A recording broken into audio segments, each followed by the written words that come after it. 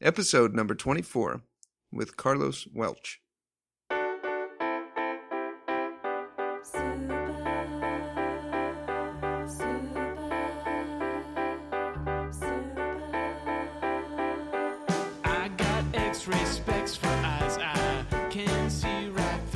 Welcome to the Heads Up Poker Podcast.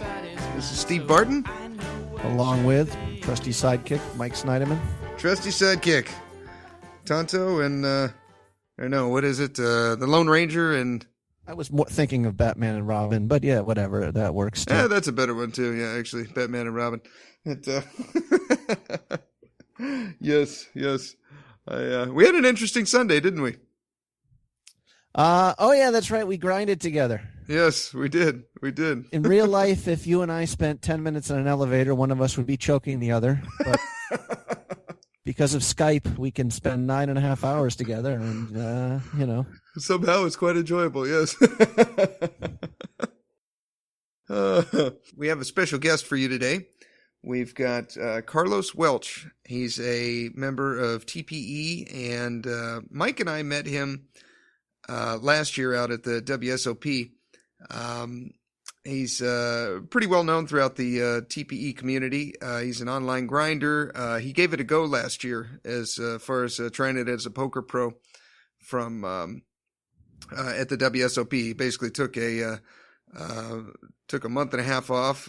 He was a teacher. Took a month and a half off. Just went out there and just grinded the tournaments, Binions and all sorts of other tournaments. And he. I think he ended up making about $3,000, and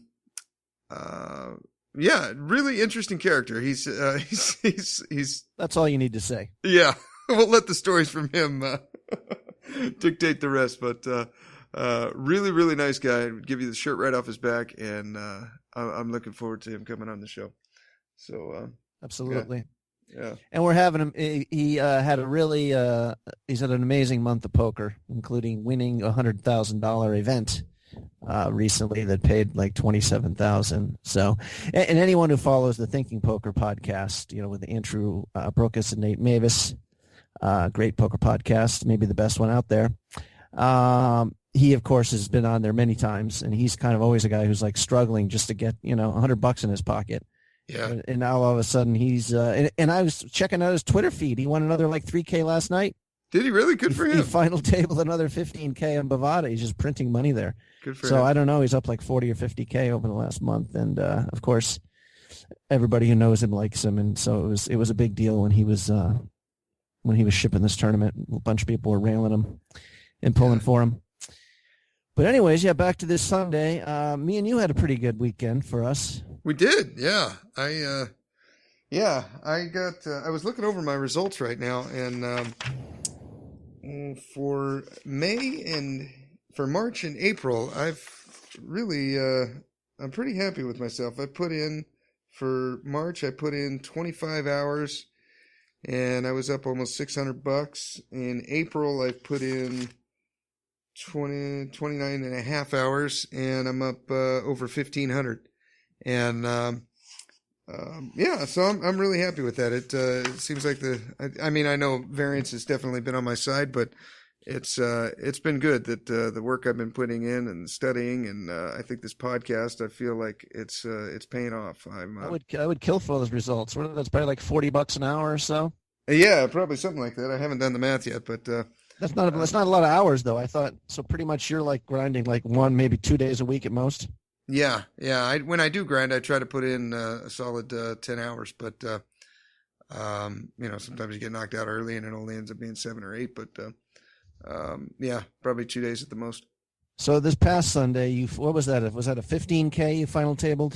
I forget what it was. Yeah, or no, 12K. 12.5K. Yeah, 12,500, and went through 502 people or something. It was just over 500, and ended up getting fourth, and so that was cool. You followed my advice in a couple hands, and the next thing you know, you got a short stack and you're out of there.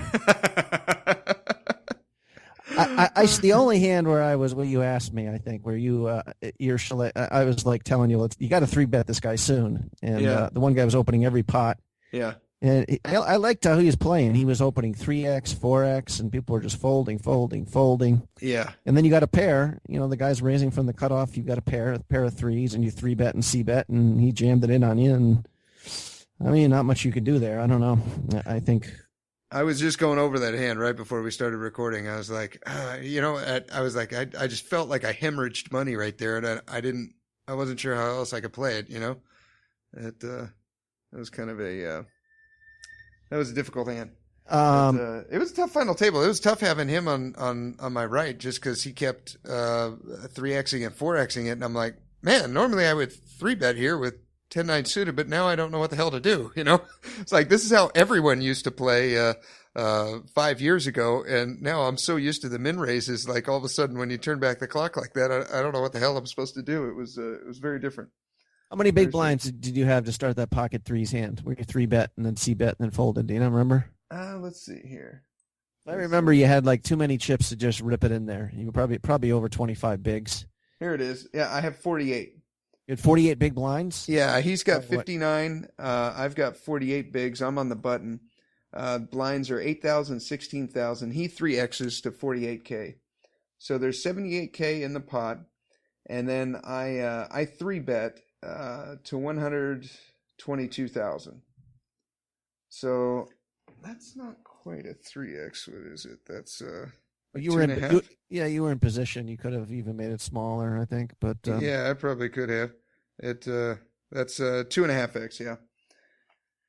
And so I 3-bet to 122, and then it folds around to him who was under the gun, and he calls.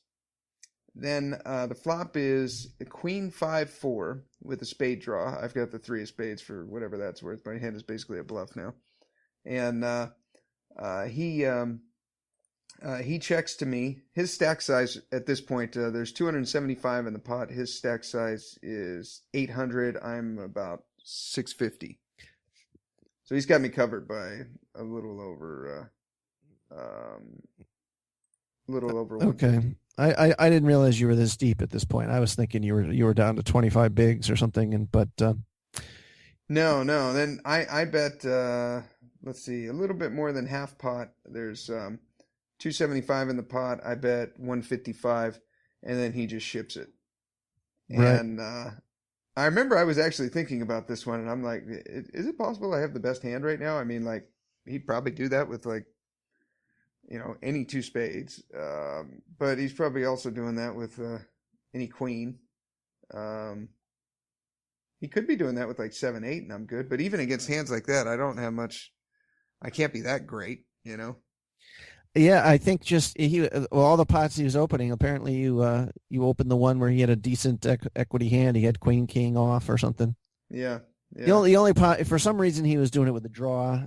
I mean, a line I might take there sometimes would be to check behind on the flop with the purpose of raising whatever turn bet he makes. Yeah. You're investing more chips to take the pot down. But on the other hand, if it works, you're actually winning more too. Yeah. So I mean, you'd have to put half your stack in for it. Yeah. If he makes it 150 on the turn, and you click it back. But I think you just that was the only hand I remembered. I remember there's once you had pocket deuces, which what I told you had to shove it in there, and you folded.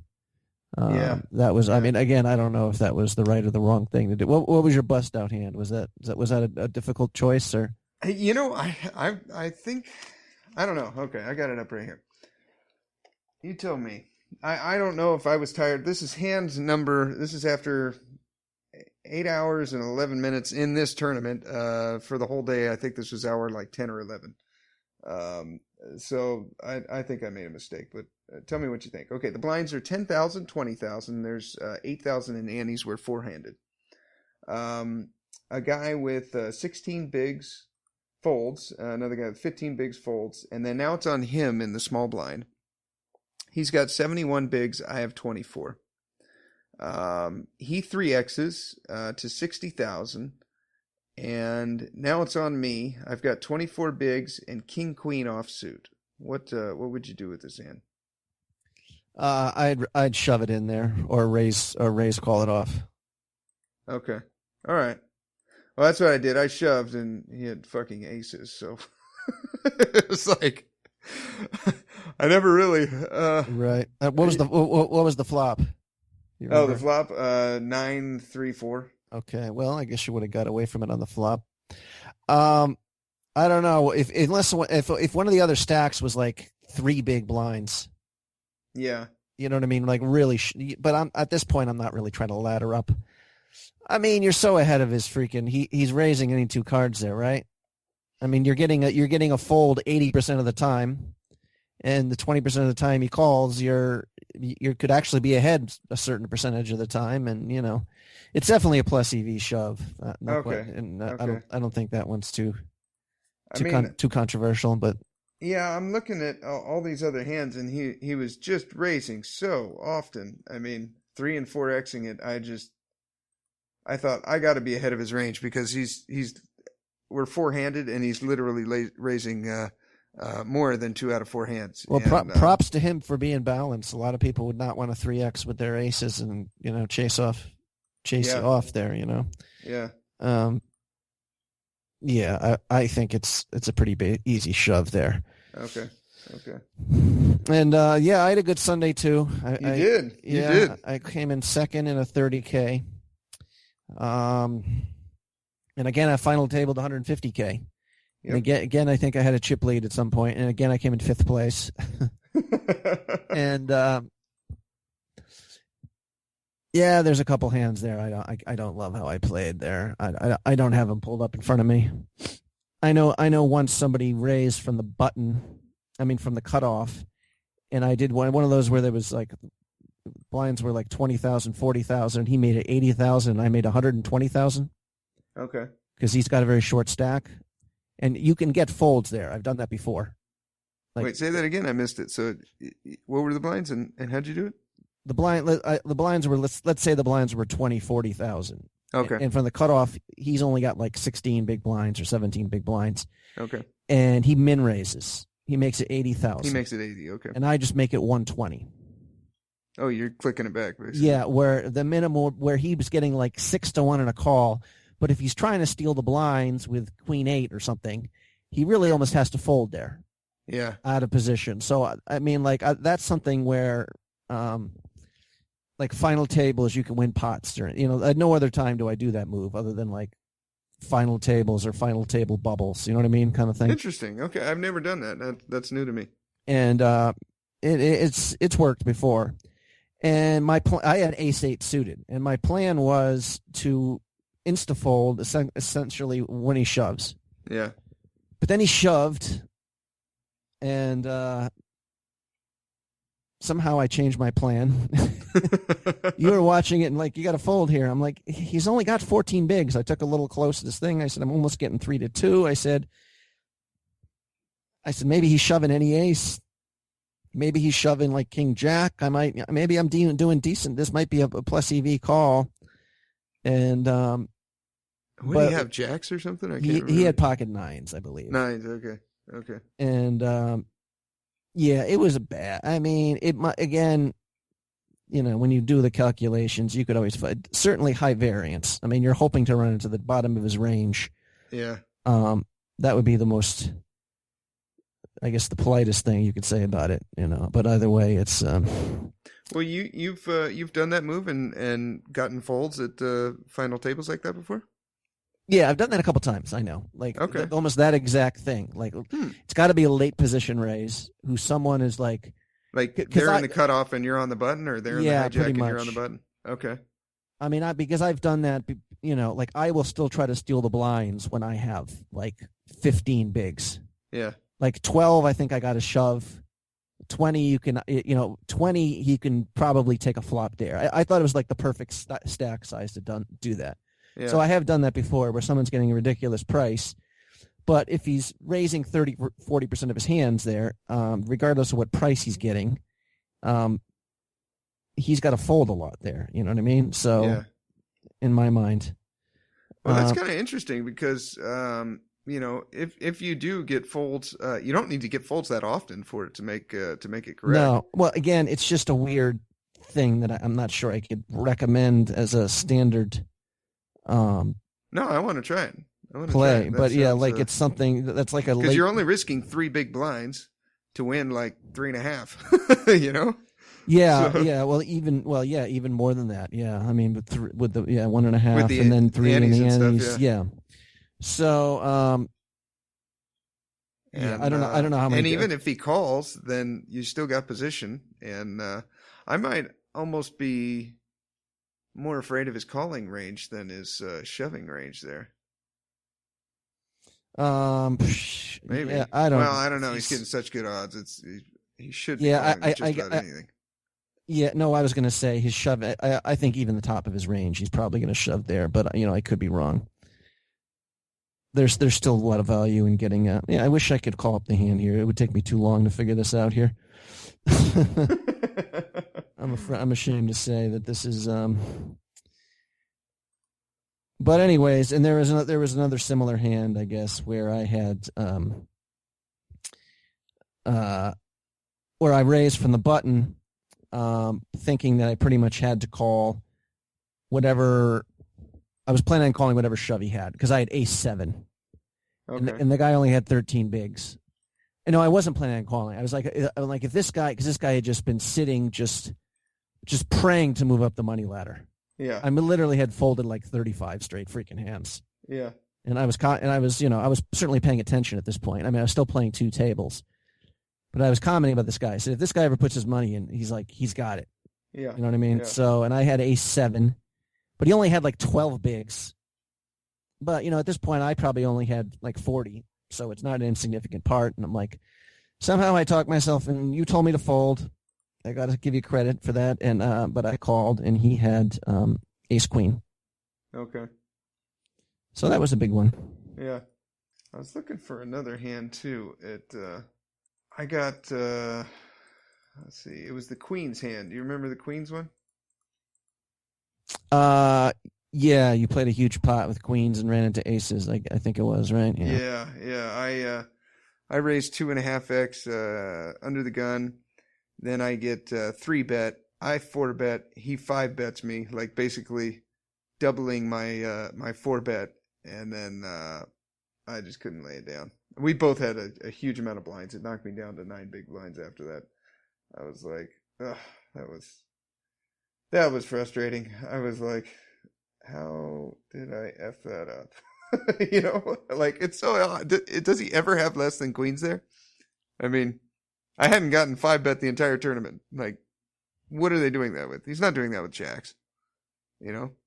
Yeah, especially if it was blind versus blind or cutoff versus button or something. Then it's you get unlucky. But when you raise under the gun and someone does that, yeah, I think they're gonna have it more often than not. Certainly.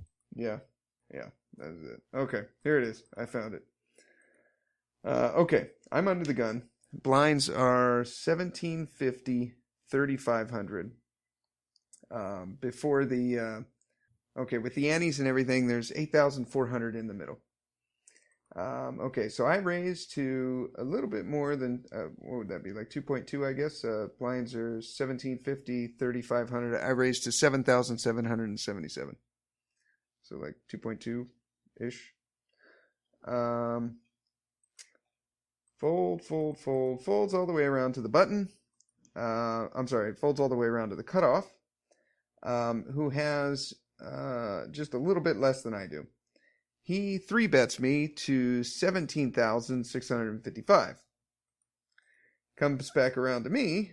I 4-bet him to 47,289.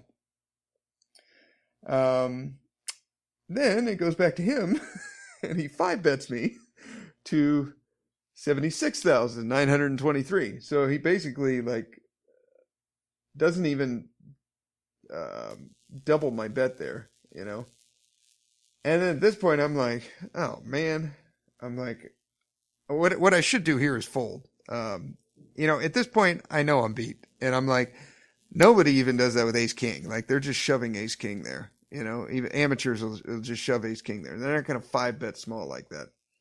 I started the hand with 55 big blinds. He started the hand with 46. We're the only 2 big stacks at the table.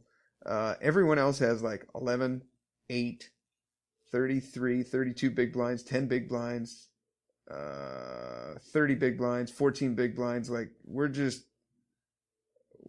big stacks at the table, and we're doing this for. Why am I doing this? You know, maybe I shouldn't have even. I mean, I guess I don't mind my. Well, my how much? 4-bet How much was in the pot? I mean, at this point, were you? At this point, there's 132,000 in the pot, and it's what is it? It's like 30,000 for me to call. So I think I'm kind of committed to calling and then seeing if I hit a set. Maybe, I don't know. I think you're going to call, and you probably have to call if there's 3 undercards to your pair with the amount of money in the pot of this. First of all, I think your 4-bet was kind of big. Okay. If you're going to 4-bet fold, I think make it a little smaller. I mean, if for some reason you got aces, you wouldn't want to be. Yeah, I don't know. I'm not on the mark when it comes to bet sizing necessarily, but it sounded. You went from 7 to 17 to 37. Did you say? No, 47. Went from 7,000. He made it 17,000. Yeah. And you made it 47. 47. Yeah. Oh well, that's way too big, huh? Yeah, I think so. Okay. I would think. Okay. I would think. You know. I was even going to say, you know, make it. Yeah, I was going to say make it like 33,000 or something like that.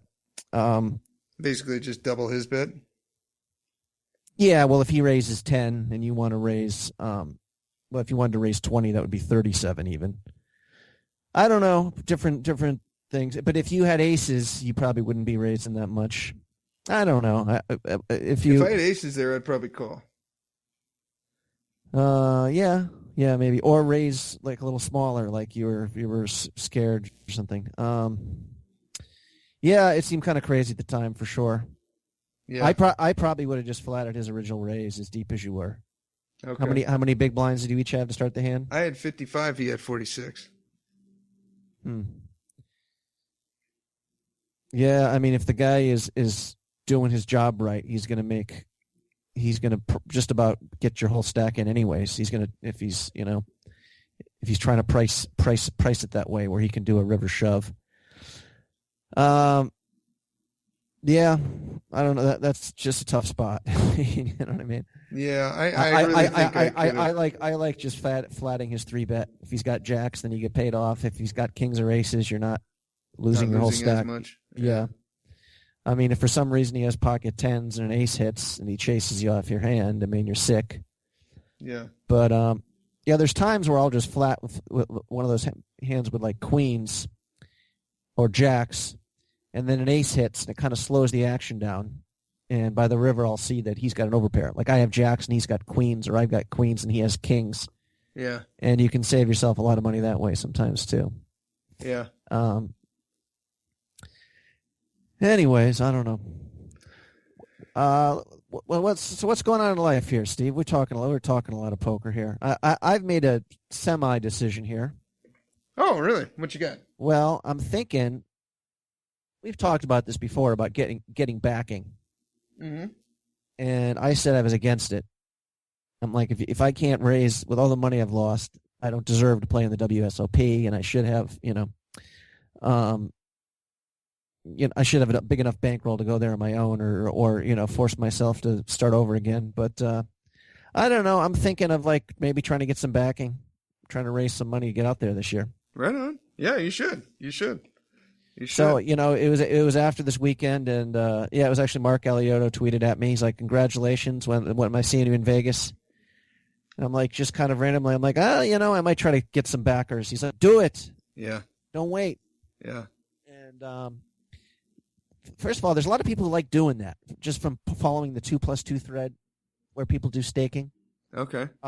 They just like sweating people. So there's like people who I look who don't really seem to have remarkable results to show. Okay. And people are paying and paying on a markup. Really? Yeah. So I think I could get backing, and it depends on how much I want to go. And I don't know if I wanted to break down. I was actually sitting down and breaking down the math, which tournaments I wanted to play. And if you want me to bore you with that a little bit, but yeah, let's do it. But of course, by the time this episode comes, we'll already probably be right around the first week of the WSOP. But you never know. What's interesting first is you have to submit to the to the people at 2+2 saying, I want to be part of the staking thread. And some of them say, well, this could take a week or two before I don't know if they actually Google your name to see if someone's claimed you have Welched on a bet or something, or, if you refuse to pay. Well, you better do it now then, because the WSOP starts soon. Yeah, no, I actually did. Yeah, I did it a few days ago. So hopefully, good. Okay. And Pocket Fives, I don't know if you're ever on there. They also have a staking forum. And of course I can, tweet at people and all that kind of stuff. But there's different ways of doing it. And basically I printed out a little schedule here of what tournaments I'd want to play. Which ones do you want to play? I want to play, I have myself wanting to play, well, they'll give you the total here. I have myself doing $17,700 in buy-ins. Okay. And I want to sell off 65% and have 35% of myself. Okay. So 65% of that total is, what did I do with my piece of paper there? I think it's 11,000 something. Okay. So basically, how do I raise $11,000? I won't bore you with the whole staking thing. I mean, I think a lot of this is pretty obvious. But you ain't boring me, dude. This is interesting. Oh, okay. Well, anyways, so I want to get $11,505, which still means that I have to, pony up some money. But you charge a markup. Yeah. Like for a while I was bragging about how my ROI of 100%. But of course I bricked 20 straight tournaments, but I still have an ROI that's probably 50%.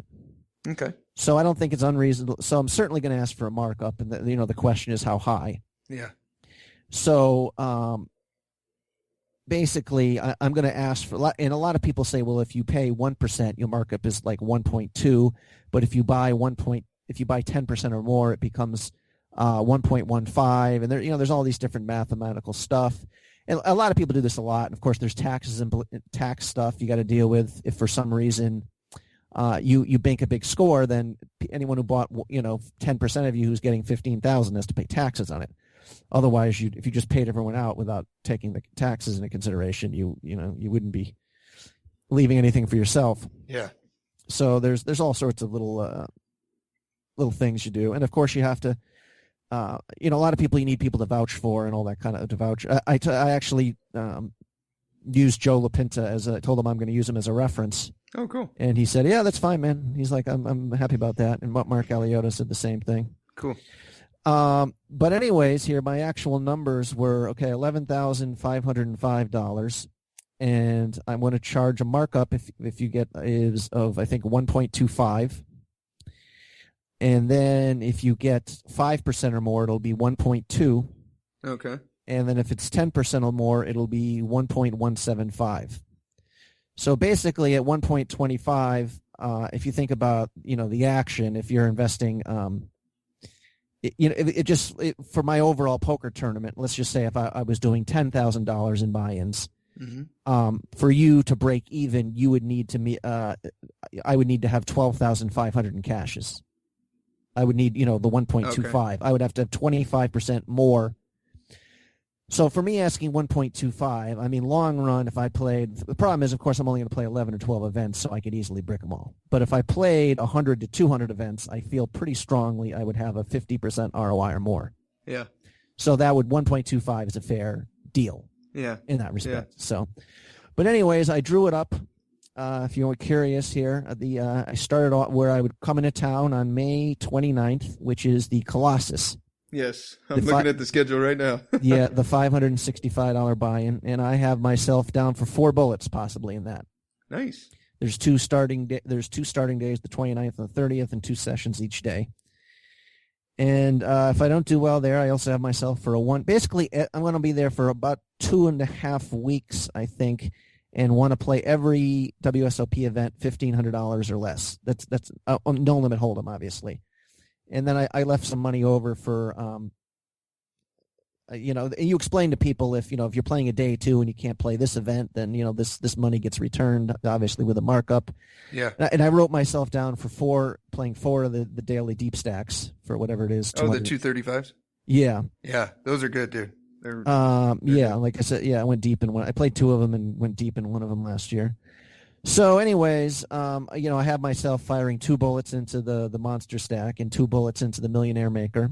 Nice. So it's possible that I could only play. But anyways, I have myself playing 17,700 in tournaments.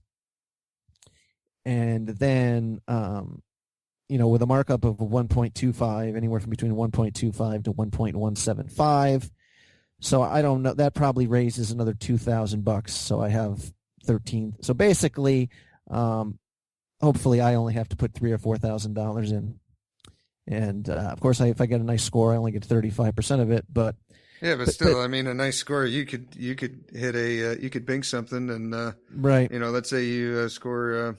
Well, I don't know, even like $20,000 or something like that, you get to keep 7. Right. Well, yeah. If you get $20,000 early, you're free rolling then the rest of the tournament. Pretty much, yeah. Yeah. Or I mean, if you really think something and you get something for like $100,000, then right. I mean, then you come home with 30 grand in your pocket. The only way I can go is if I get people to back me. I just don't have the money. So, on a couple of different times, I've bitched. I said that's the killer of all this, man. If I had just been smarter with the money. Because what I'm really, what I feel I'm good at is live poker, live tournaments, and there's never tournaments, according to everybody, as plus EV as there are in the WSOP.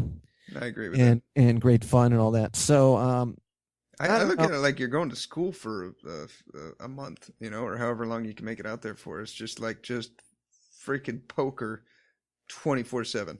Like you come back better every single time, I've never gone out there and lost at the WSOP. Now, I know that's good variance, but it's just awesome. I've never lost. I mean, last year I only won $400. But the year before that I won $3,000, and I'm just playing these $100, $200 tournaments, cash games. It's just, and you see people that you haven't seen for an entire year, and that's the only time you see them. I mean, people from other countries, there's this one guy that I run into every single year, and he's from Prague. It's just like, I don't know the guy's name. He doesn't know me, but he doesn't know mine, but we just see each other every single year. It's classic. Remember, Steve, though, when factoring Vegas profits and losses, you don't count hand jobs you give behind the reel. You don't. I'm sorry. It's overall profit, man. It's overall profit. Okay. That's fair. Yeah. But anyways, I think you might be out there at the same time I'm going to be out there. Yeah, we'll see. And the other, we'll have to see, economically, if I can find a place. I wonder if people have ever done this, is just actually swap a percentage of their action for housing. Dude, stay with the TPE guys. So I don't even know if they're getting a house this year. I think if I remember the Killingbird interview, he said this is the first time they won't actually have a house. Oh, really? Oh, okay. I think they're all getting older in their 30s and maybe aren't as much into drinking and sleeping on the couch, and who knows? Yeah. Okay. But I was thinking about that. Like if I offered someone 7% of my package, that's like $1,000 essentially. Paying for someone for a couple weeks stay, but it could be much more profitable than that, obviously, if possible. So I don't know. I think I'm going to try. And I said, it's funny, the 2+2 forums. I see guys who I would not give money to, who sell up their package, their stuff really fast. Okay. You know what I mean? So people just want the action. They Well, where's your package? You can talk about it on the podcast. You just go on 2+2 and type in. No. Well, I'm not up there yet. You need. Oh, you're not. Oh, you got to get approved. Okay. And I'm probably going to definitely put it up on the Pocket Fives website. Have I mentioned the Pocket Fives rankings ever before? I don't remember if we've talked about it on the air, but you've told me about it. It could have been on the air. I don't remember. Oh, okay. It's funny because I just I never really paid attention to that stuff, and somehow I noticed this a few weeks. But somehow in the U.S. of A, of the 2,996 members who are of Pocket 5 members, I am the 6th ranked. Really? I got to say, yeah. Wow, that's Eric Crane is our buddy who was just on the show was number 3. Okay. But it's funny how now when if I have a couple good scores, I do look at these things. Yeah. Mark was talking, and I was really ticked off because SharkScope, Mark was very obsessed talking about being the top of SharkScope, and somehow it looks like SharkScope just totally missed the tournament poker results for a whole week. So basically, they do not show me as like I should be right now. Of like the OPR shows me as like 16th on the year in profits. Okay. And SharkScope does not even show me in the top 30. Huh. And yeah, so they totally missed my last like 3 or 4 scores here. So I was really, there's a shark still swimming next to my name here, and they give you a score. I'm a 94 on a scale of 1 to 100, but I only have a medium shark next to me. I should have a big shark. You should have a big shark, and I should have like big scary teeth. And and I should fish have running away from it. And they should have the twirling star next to me, which shows that blood in the water.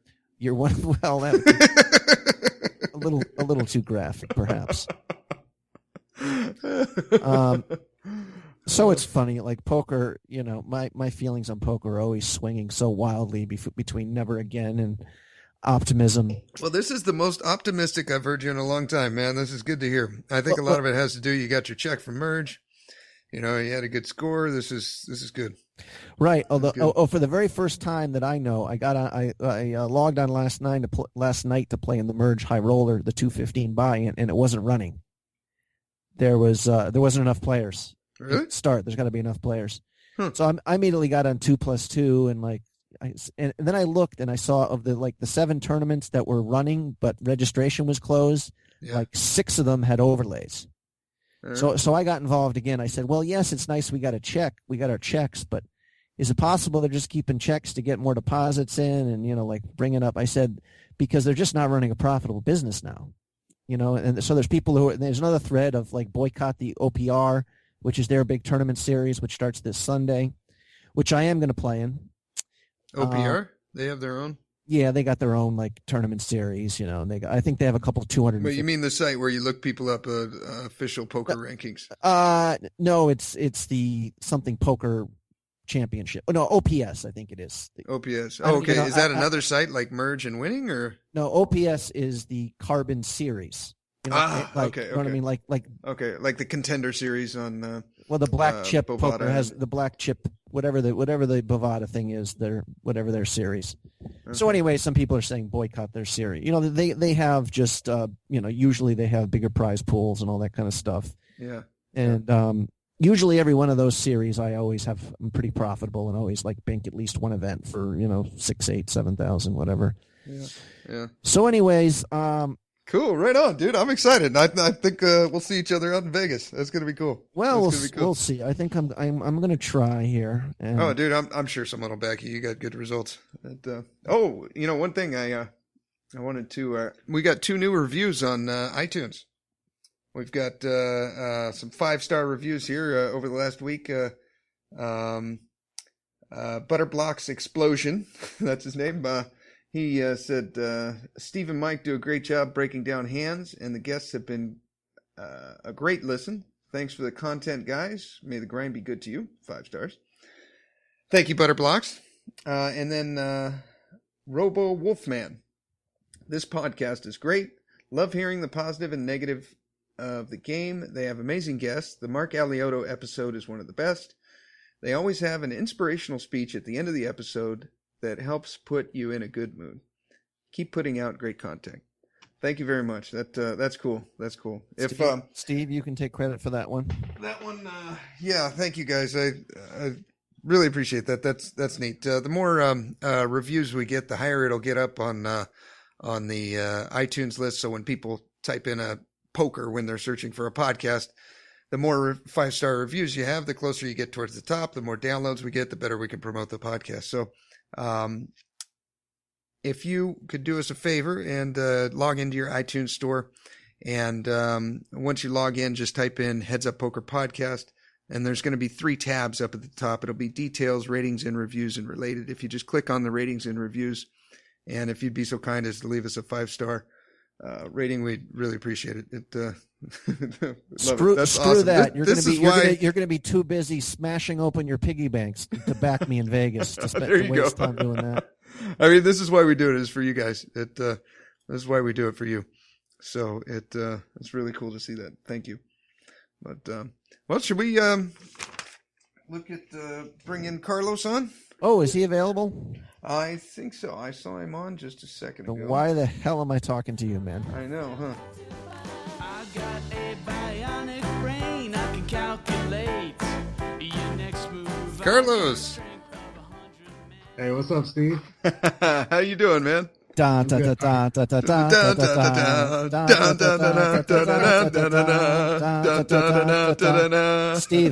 I wanted to go alone, Steve. Oh, sorry, did I ruin that one? I'm doing the 8.5 minute dance, special extended dance version of the song. So if you guys want to smoke a cigar, take a power nap here, feel free. No, okay, I'm done. What's going on, Mike? Hey, man, how you doing? I'm good. Good. So we were talking about you, Carlos. Of course, we're always talking about you, and now they're there was always a reason to talk to you, but now there's a great reason, and because of your amazing success recently. Congratulations, of course. You've heard that many times. Yeah, but it's always good to hear you don't win something every day. So yeah, right. I'm gonna bask in this moment for a while. Okay, that's great. Of course, I just listened to the Thinking Poker podcast, and you talking to Nate and Gareth and Andrew, and they all said the same thing. They said they're just as happy for you as they would be for themselves. Yeah, and I want to make it very clear, I'm not that happy for you. I mean, I'm happy, but let's be honest here, man. I've been running bad. I'm a little envious, but for you, I adjust it where it's, I don't know if you've ever had that. Like, sometimes there'll be like a WPT final tabler where there's someone who I played with in a $300 event like 6 months ago, and I know this is like by far the biggest score of their life. So I at the one time I'm happy for them because it shows that someone can kind of bounce up to that level. On the other, but often I'm like, geez, this person's not much better than I am, or probably not any better, and they're, I don't know if you ever do that, but not that it happened this time, but it is kind of funny when people the different reactions you get when someone does well. Yeah, I'm sure, Carlos, you have at least a few people who are saying how happy they are, who are just already planning on how they're going to borrow money from you. You know what? To answer your previous question, I felt that exact same way about 18 months ago when you and I played this tournament in Bravada at the Borgata that you shipped, and I think I bubbled that thing. Yeah. I was like, I was happy for you, but at the same time, I really wished it was me. So I know the feeling. Okay, I don't have to feel bad then. Okay, I was right. You definitely not at all. At the end of the day, we're all competitors. Yeah. Competitors. Right. Now, if Steve won a tournament, it'd be a whole different thing. I'd never speak to him again, and I just. Hey, is there a car alarm or something? You know what? I was just about to ask that. Are we actually? Has the show started? Yes. Yeah, we're recording. Yeah. Yeah, but y'all don't do an intro or nothing? You just jump right Oh, we already did. We've been recording for about an hour. We've been BSing before we called you. Oh, okay. Yeah. For those that don't know, I live in a hotel. And so there's a lot of people around, and somebody's car alarm is going off. But luckily, it's just stopped. Oh, okay, cool. Right on. Oh, yeah, I heard about that. What are you living really close to the casino, or why are you in a hotel right now? Because it's cheap. Okay. I live in an extended stay hotel. So I pay about $180 a week. Wow. And that includes all utilities, internet, and everything. So I basically do that so that as opposed to paying a mortgage, I'd rather use that mortgage money for poker buy-ins. Yeah, sure. Yeah. That's pretty cool. Now, the internet's, I've never been in a hotel yet where the internet's strong enough for me to even, for me to four table, let alone even pull up one. But the internet's okay there? Or? This one has a pretty good internet. It does have its problems, but compared to most other internet I've used in other hotels, this one does have a really good one. Okay, cool. What are you really close to the casino, or where? I live in Atlanta. We don't have casinos, but I live about 2.5 hours away from the Harrah's in Cherokee, North Carolina. Okay. And so I go up there whenever they have a WSOP circuit event, but other than that, I don't go up there regularly. I do play. There's probably a good dice game in the parking lot of the hotel if you get really bored. You know what?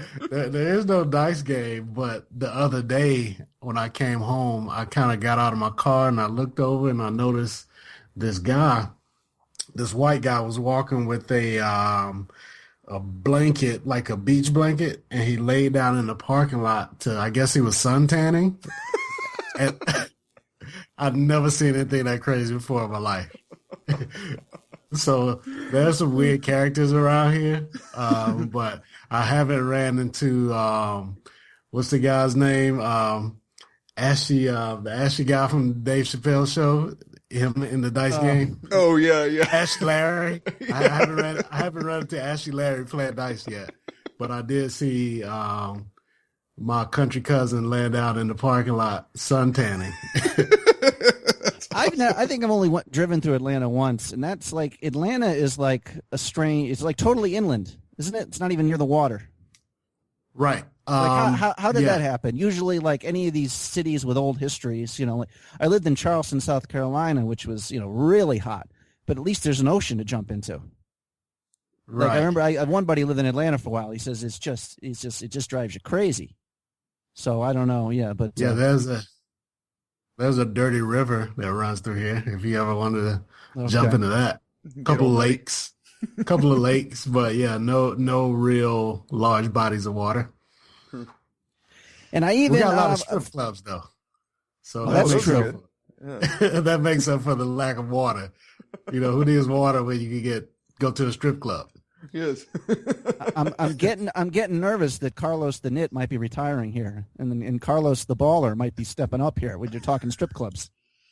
No, I'm just kidding here, but for you avoid the tipping row, right? The one for, of course, anyone who knows Carlos through the Thinking Poker podcasts or TPE. Like the one favorite story, I think a lot of people of you just being nitty was like you had just won a couple $1,000, but rather than taking a $10 cab ride, you spent like $1.50 for like a 4-hour bus ride, or you had to like change buses 3 times. Like, it was at 3 o'clock in the morning, trying not to get mugged. It was only 2 hours. Okay, well, I'm exaggerating here but it probably would have been a 20-minute cab ride. It was basically from Binions back to the Rio at 2 o'clock in the morning. Oh, geez. So yeah. But do you? I guess this in a serious way about now having I'm guessing as much money as you've probably ever had. I mean, you've got there's this. True. You've had the habit of being very careful, very tight with your money for so long. I'm assuming that's now just so ingrained that's not going to change, right? Or it's going to get worse, and primarily because of something that I learned from Assassinato, Alex Fitzgerald. Yeah. Okay. I'd heard him say that when you don't have a big bankroll, if you lose it, it's no big deal. You can go work at McDonald's for a month and rebuild it. But when you have a big bankroll, you got to protect that thing because you can't easily replace it. And so I'm going to be hyper vigilant about how I spend this money because I cannot afford to lose this money in live leaks, as they say. Yeah. That's smart. So smart. I have to pay for my own lap dances in Vegas. You're not just going to be pulling off wads of hundreds and taking care of your buddies here, I guess is what you're saying. Definitely. I've never spent more than like $20 at a strip club.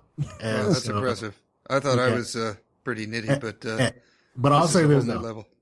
Atlanta strip clubs are way cheaper than Vegas strip. I wouldn't even go into Vegas. I think you have to. I think some of the Vegas strip clubs I heard guys paying like $100 just to get in. That will never be me. Oh, that's ridiculous. Yeah. Well, what I've just started for the last Steve, we're talking about strip clubs. Are you really going to segue back into poker here, for God's sake? Yeah, actually, I was going to segue. No, maybe it's a tangent back into poker. I don't know what you'd call it, but as far as bankroll goes, with the what I've done over the last 8 years is I've ground, been grinding the whole year, and then my buddy and I go on an annual trip, and I basically spend everything that I won at poker and leave about $1,000 in there, and then we go have fun in another country for a month, and then I come back, start with $1,000, and then do it all over again. Well, this year I thought to myself, okay, if I'm really going to be a poker professional, I got to stop doing this because my entire bankroll is just going away, and then I got to rebuild it every year, And so this is the first time now I've got, after my scores over the last couple of months, I'm up to about 6.5, maybe $7,000. And try not to laugh at that chump change, Carlos. Yes. Try not to giggle here, but this is I'm approaching the most bankroll I've ever had, and it's really kind of nice because now I'm like, I don't have to limit myself to $25 tournaments. I'm like four tabling $30 and $40 tournaments, and I'm when you had your big score, I'm trying to imagine myself. I'm like, wow, if I got a bankroll like that, I would go from $30 four tabling $30 tournaments to maybe throwing in had 2 or 3 $100 tournaments, and then have a $50 tournament down in the corner. What are you going to do as far as changing your tournament buy-ins now? Are you going to stick to 30s, or are you going to bump up to 75s or 100s, or are you going to take a shot with a couple 100 ones, or what's your plan as far as increasing your buy-ins? Here's my plan. Out of the money that I made, I decided to take $20K and set that to the side as my poker bankroll going forward. And I base all of my bankroll management decisions off of that. Okay. And so I'm looking off of that $20K to have an average buy-in of around $30. So that means I'm going to continue to play the $10 tournaments that got me here. Okay. I'm going to mainly play between I'll say $10 tournaments and a few $50 tournaments will probably be the bulk of my play. I will throw in some $100 tournaments if they're juicy, but I'm not going to be playing more than a $100 tournament unless if I play more than that. I won't play more than that online because, number one, I don't feel rolled for it, and number two, I don't think I'm going to have that big of an edge playing a 215 online. Okay. But live, if I play anything live that's bigger than $100, then I'll say 200. That'll be my shot. Okay. So if I play anything live, wait a second. I don't want I don't want more. Wait a minute. Let me say this. I don't want more than $200 of my own action. So if I play something at the Binions that only costs $200, I'll play that on my own dime. On your own dime. But if I want to play like a WSOP 1K, I'll sell off 80%, and so I'm still only into it for $200, and that is the max that I'm willing of my own skin to have in the game, and that's very, very rare. I'm not gonna be playing $200 or putting up $200 of my own money in one tournament more than maybe once every 3 months or something. Okay. Okay. Wow. Cool. Yeah, that sounds good. Yeah, I thought I was conservative. That's I think that's very safe. I can't afford to lose this money, man. Yeah, no, you're right. I mean, I've got a job to fall back on, and this is now your new career. That's exciting, man. Good for you. But it wasn't just to go through your results the last few months. It wasn't just like you just blinked one tournament. Obviously, you've been showing some other great results. I mean, was it just last night you final table the 15K and got another 3K? I mean, you're just killing it, man. Yeah, last night I got second in a 15K on Bovada for 2,900, and that was basically happening to me at least once every 5 days since February. And dude, I don't know what happened, because before that I was doing okay in tournaments, but it wasn't like this. So yeah. So I'm going on about a 3-month just crazy heater right now. Yeah. Good. Good. I'm going on So, a little heater myself. I don't put in nearly the hours, but I've had a good 2 months, and before that, I was like, do I even know how to play this game? Like, what am I doing? Like, do I need to study more? Like, what? And now it's just like I played last Sunday. I played 6 tournaments and I cashed in 5 of them. And I'm like, okay, I'm doing something right, I guess. Yeah, it feels crazy. It does, doesn't it? Yeah. Conventional wisdom is that the live poker is so much softer in tournaments than the online. So Right. Are you going to Vegas this summer? Now, I don't know. You know what? I'm going to Vegas, but I'm not going to play as many tournaments as I did last year. And I went to the circuit event in Cherokee that they just had about 2 weeks ago, or actually a week ago. And I played 2 ring events, and I busted one like the first or second level, and the other one I just about stone bubbled it, and then I played like a nightly and I min cashed that. And the whole time, as much as I want to do well live bores me to tears now. Mm-hmm. And so I'd much rather be multi-tabling, $10 to $30 tournaments online than to be playing a ton of live events. Now, last year I didn't have that. I enjoyed live tournaments last year more, and that's why in Vegas I basically played all the dailies. Like every day I would play Aria or Planet Hollywood or Binions, and I enjoyed that. And just the thought of doing that to get again this year, the whole time, if I did that the whole time I'm sitting at the table, I would be thinking, man, I wish I was playing online right now.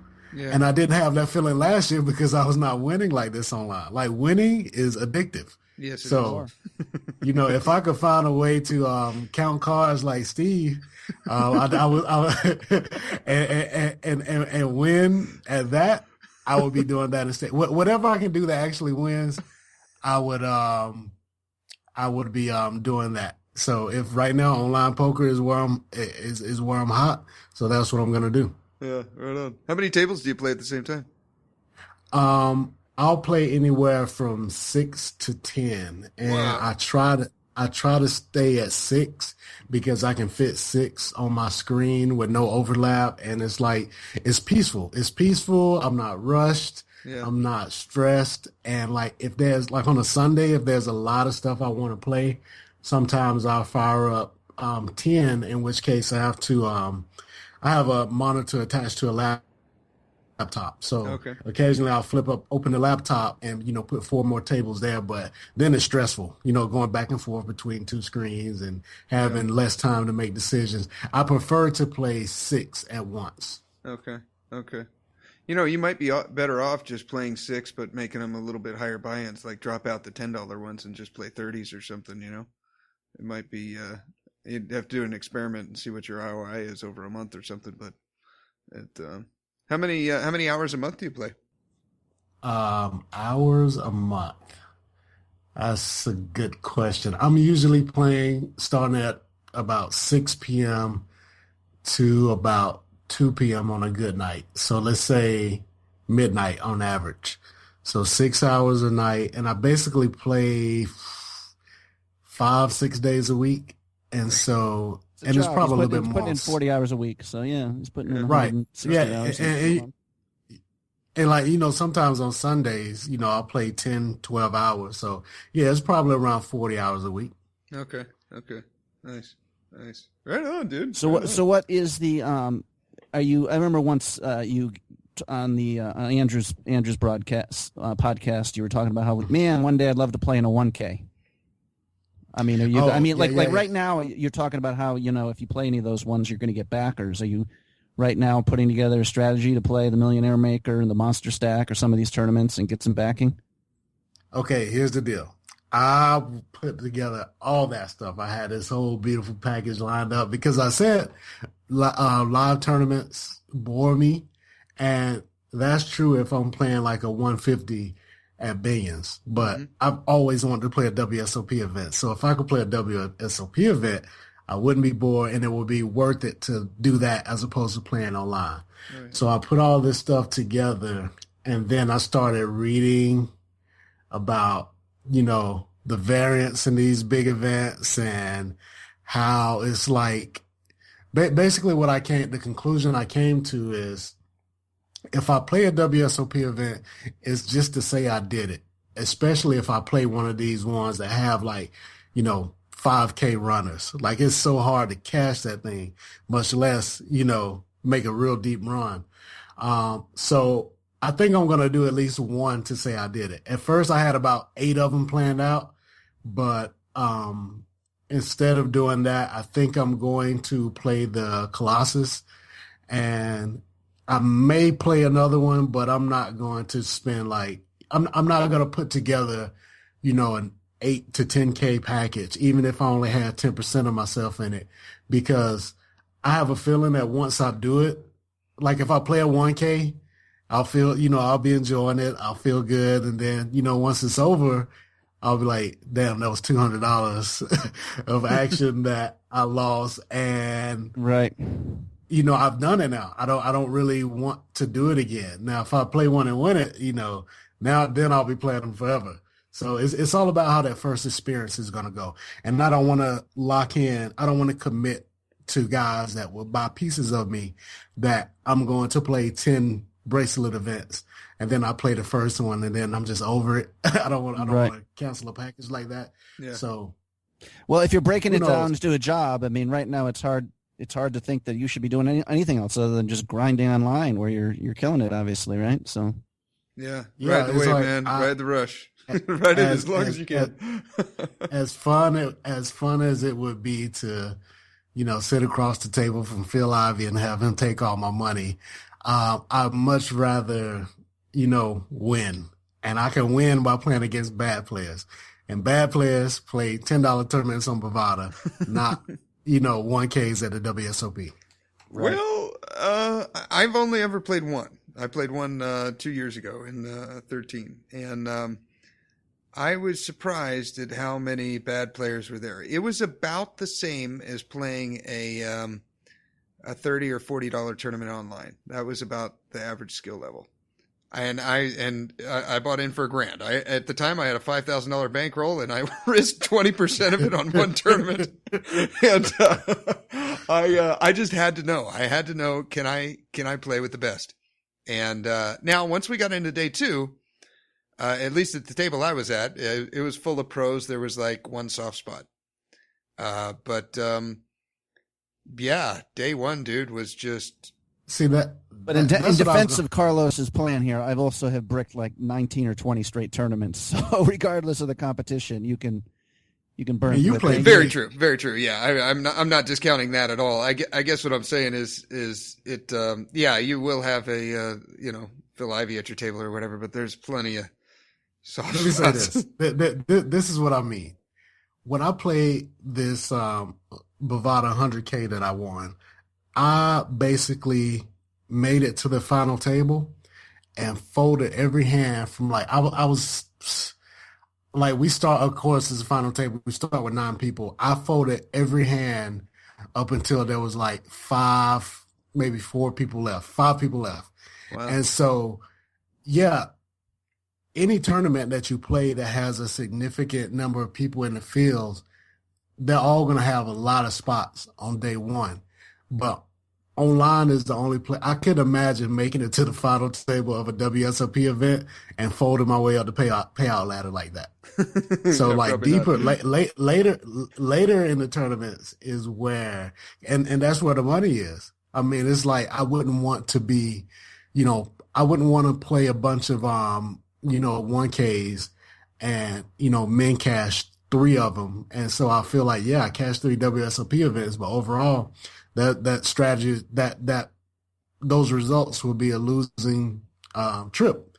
And so I'd much rather play online where, there's bad players early, just like there are live, but when you get late on Bovada, there's still bad players at the final table, and you don't see that much live. They stream those WSOP final tables. That would be funny if you were there with a payout sheet in your hand and we could watch on video.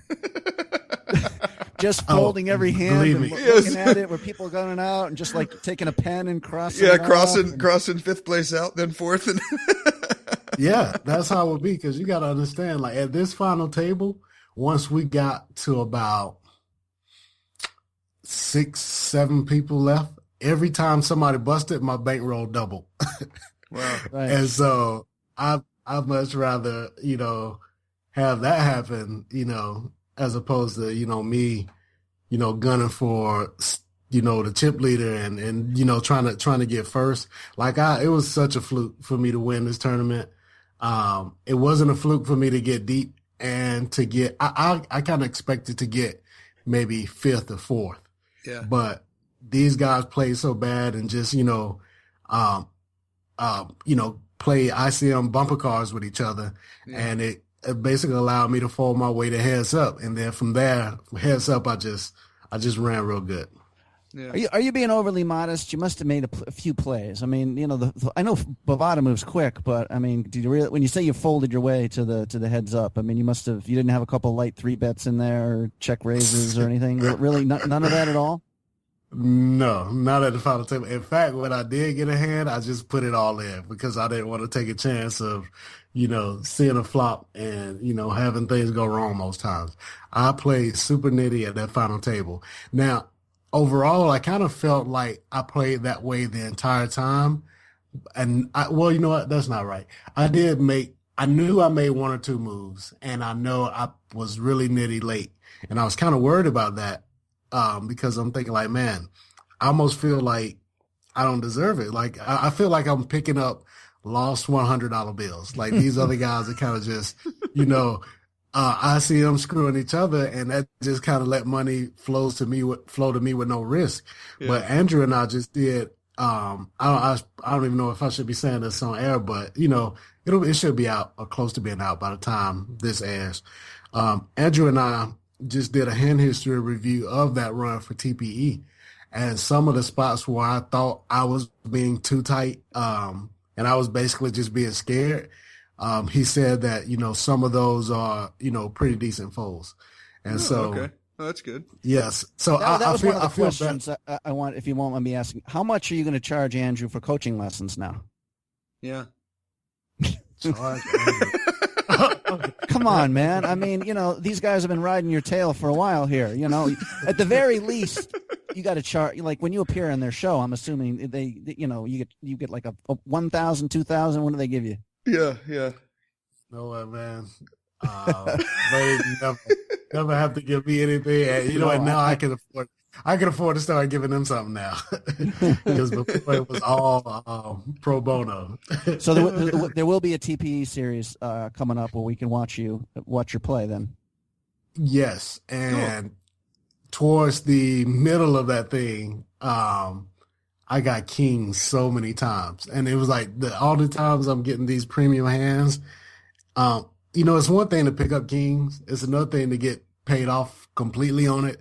Yeah. 3-4 times in a row. And so that helped me to build a stack to take to the final table. And then at the final table, I just folded until it was time for heads up. And then I ran good against that guy. So some of it is modesty and some of it is just truth. And a lot of it is the reason why I like to play online, because you just cannot do that live, I don't think. Yeah. Well, I wish I had you on Skype with me rather than Steve, because I have final tabled 150K on Merge twice over the last month, and I've been like cold 4-betting with like 9 deuce off. And on both of those tables, I still think I don't know. I think the Merge payouts are different though too. I think they're a little flatter on Bovada, where Merge I think. You kind of got to go for it. I mean, I've chosen some horrible spots, and I think both times I've had the chip lead at the final table and come in 5th. So I wish I played a more Carlos kind of style, but still, yeah. See, the thing to me is I think that style that you mentioned will definitely win more often than a guy like me, because like you, if I'm at a final table and you cold 4-bet me with 9 deuce, I'm folding pretty much everything except aces of kings. And so, yeah, you're going to crush me doing that. But I think you're going to win first place more than I am. But I think I can consistently fold my way to 5th or 4th Right. more than you can playing that style. So Yeah, how do probably we true. just, I mean, as you're being modest, you're just talking about your folding, though. You obviously must be a much better player than you were a year or two ago. Oh, definitely. Is that fair? Like if if we just want to have like a conversation now about getting better at poker, how you did that. I mean, if you're talking to Carlos 2 years ago and trying to tell him the quickest way to become a winning player, what would be your best pieces of advice? I'll say something that I'm doing now that I wasn't doing before is taking advantage of aggressive players. Like the tournament that you and I played together at the Borgata, I was sitting at the table with Ari Engel for the majority of that tournament. And I swear every time that anybody would open, if he was on the button, he was either calling or 3-betting every single time. And so there was one hand where he 3-bet me and I didn't have aces or kings or ace king. So of course I just call, there's no, and that's what the old Carlos would have said. But now I would tell myself when a guy is going crazy with 3-bets like that, it's like you kind of have to be willing to go to war. And say if I have a hand like, hell, 4s, 5s, and he's 10-9 3-betting, hearts, something like that. Yeah. If he's 3-betting every time I open, I can't just flat with those hands every time because he's just going to take it away post flop. Right. And so I got to be willing to stick it in against guys like him with less of a hand and also bigger stacks than I'm used to doing. Like a year ago, I would have felt like getting it all in pre-flop without a real hand with like 30, 35 bigs would have been like a disaster. But now if I could go back and play that tournament against Ari Engel today and he 3-bet me, I can see myself, shoving 30 bigs down his throat with like deuces. And there's no way I would have done that a year ago. That's cool. So what else? So you obviously, you're like, you watch all the videos on TPE. I mean, what else have you got? I have not listened to the MP3 or whatever that the Thinking Poker guys did of them coaching you. Yeah. But what was that? Well, first of all, was that dealing with cash games? And I also wanted to ask, are you done with cash games now that you have kind of hit your groove with online tournaments? That was dealing with cash games, and there's a cash game that I play around here, a home game, on Saturdays. I used to play like 4 days a week at cash games around here, but, I said I didn't like live tournaments. I definitely don't like live cash. It's way slower than any other form of poker imaginable. And so I won't play a ton of live cash. But I will play my Saturday game because, I've gotten to know those guys and I enjoy myself there. I also have a coach for online cash, and I've been, playing a few sessions on Bovada of like 100 NL. So I'll probably spend more time learning that game. But definitely the bulk of my poker playing will be online tournaments. Who's coaching you right now other than Andrew?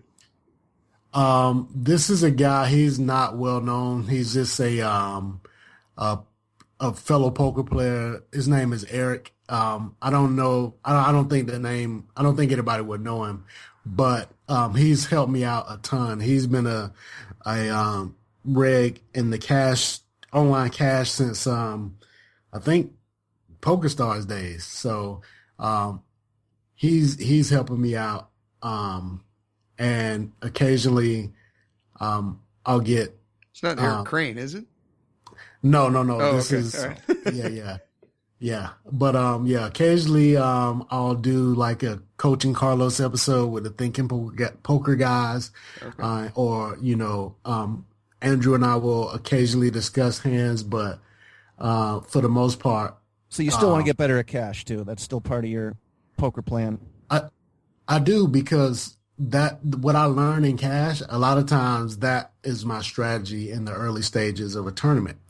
And knowing how to play deep stack, from playing cash allows me to build a stack in tournaments that I can just sit on, while everybody else, crashes and burns around me.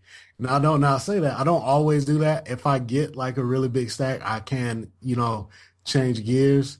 But it almost like, playing a tournament is like buying a lottery ticket. And being able to know what you're doing early and to kind of get an early double up basically just gives you an extra lottery ticket. So you have the advantage over a lot of the other people that are just, basically folding every hand until the antes kick in. Yeah. Man, I really want to see this series. I wonder how long we got to wait for it. Hopefully not too long. Yeah. Have you watched, Carlos? I'll say this before we move on. Okay. This is going to be real quick. You said you listened to the Thinking Poker episode that I just did. If you saw the hand that we discussed in the strategy segment, that was a hand from the early levels of those tournaments where I made a move. Right. So that hand was pretty interesting. Yes, the King Queen hand. Okay. That's definitely not something I would have done, a year ago. Yeah. Okay. Yeah, you just shoved it in. And right basically just 3-bet shove the flop with ace high or with king high. Yeah. But it was a good spot for it. Backdoor straight. Yeah, it was jack and a crazy 5-4 guy or something. Yeah, I had a crazy guy that's 3-betting with 9 deuce off, so I just shoved it down his throat. Oh, wait, that was talking about me there. Yeah, yes. Right. It's late stages, man. Early stages, I'm solid. Well, sometimes. It occurred to me where I've won on merge is maybe, because on merge, I mean, I'm really early stages taking like every edge to just try to steal people's chips because it's a rebuy too.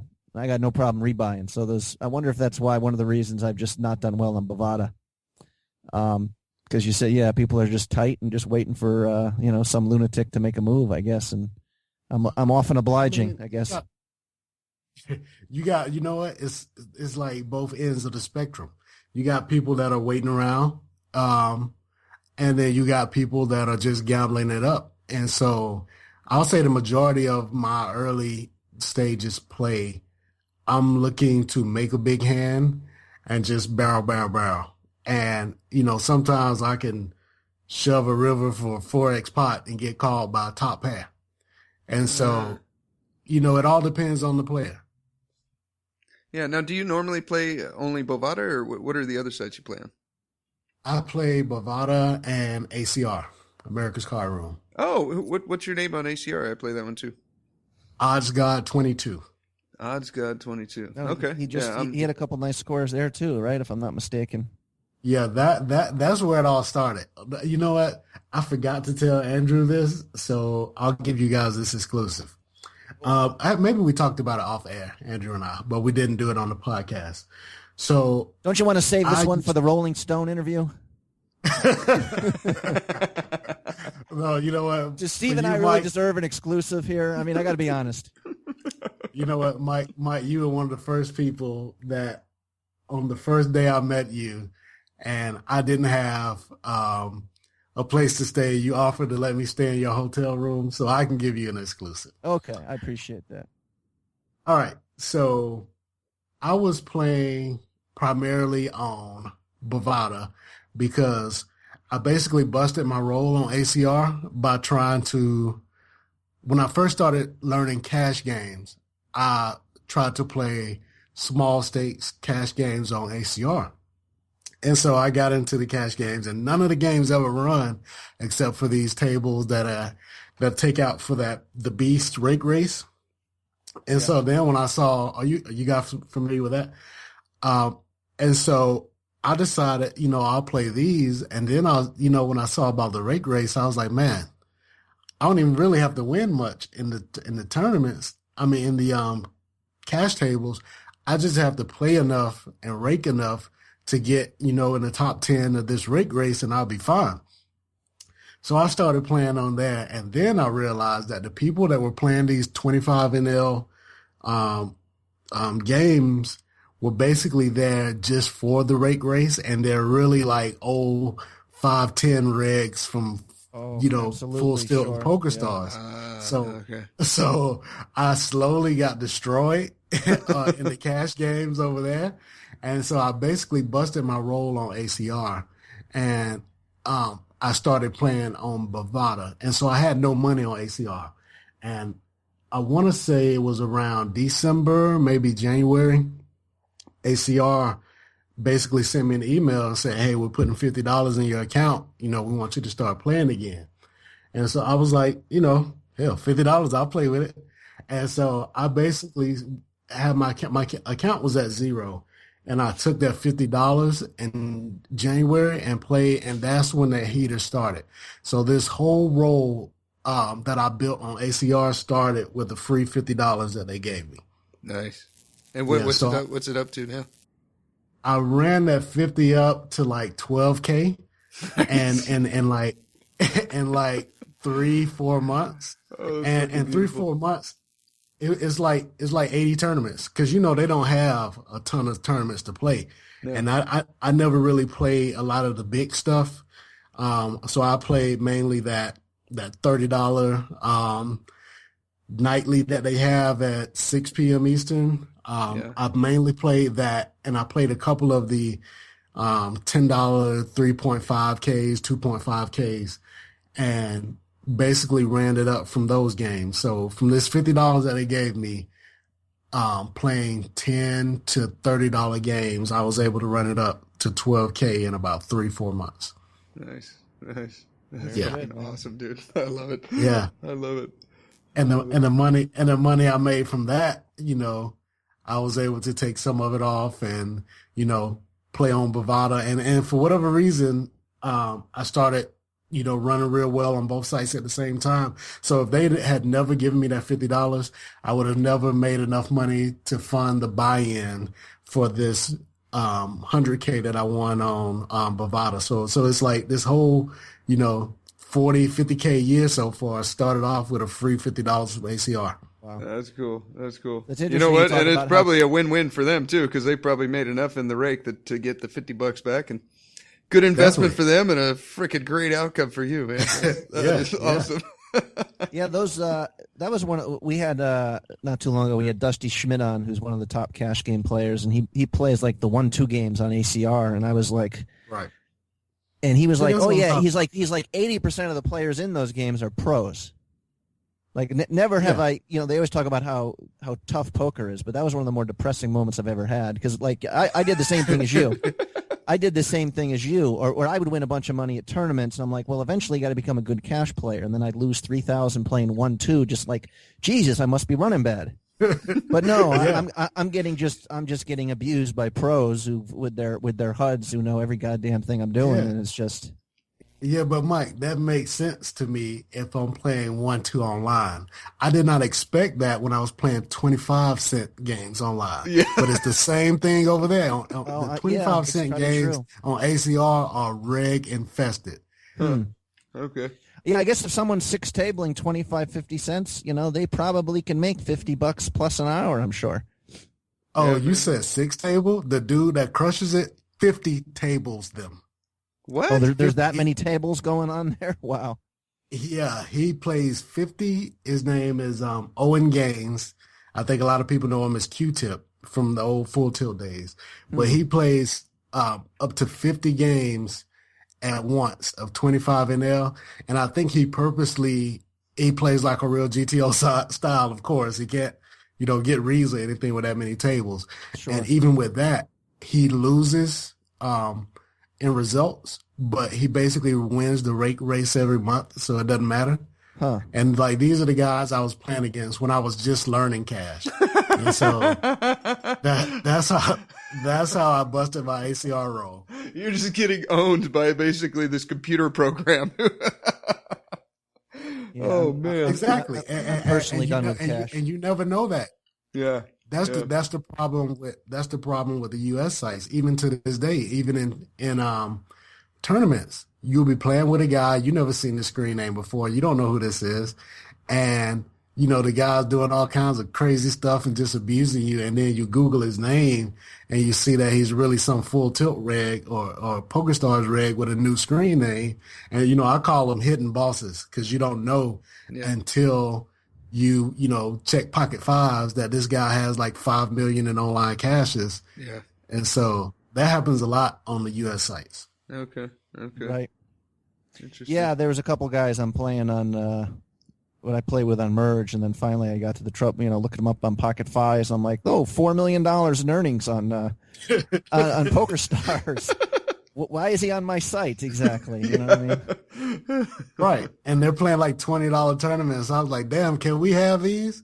Yeah. Can we have the low stakes? Yeah. You already Just leave made us something. You made $5 million. Like, and there should be a law that says everybody has to stick with the same screen name. Yeah. Because, you know, like Mormon or somebody signs up for ACR, his name's like, you know, Hot Mom 1960 or something, and you don't know who you're dealing with. Odds got 23. Yeah. Looking forward, man, I think that's it's a great bit of luck that you find live poker boring, I think, because, you know, when you put the travel and everything else into it and the rakes more, I mean, online poker is just much more profitable. Yeah, it's more profitable, and to me, it's more enjoyable, and you can basically do it from anywhere. Like, even living here in Atlanta, you know, we don't have casinos, but, you know, I could play online poker from basically anywhere. You know, it gives me an opportunity to travel to other countries if I want to play on PokerStars or whatnot. But yeah, it's so much better than live. And you can play for whatever stakes you want. You can't play a $10 live tournament. Yeah, that's true. That's true. I was helping my buddy out. I've known him since he was a little kid, and he wants to get into poker. And I said, you know what? You got to look at online poker as batting practice.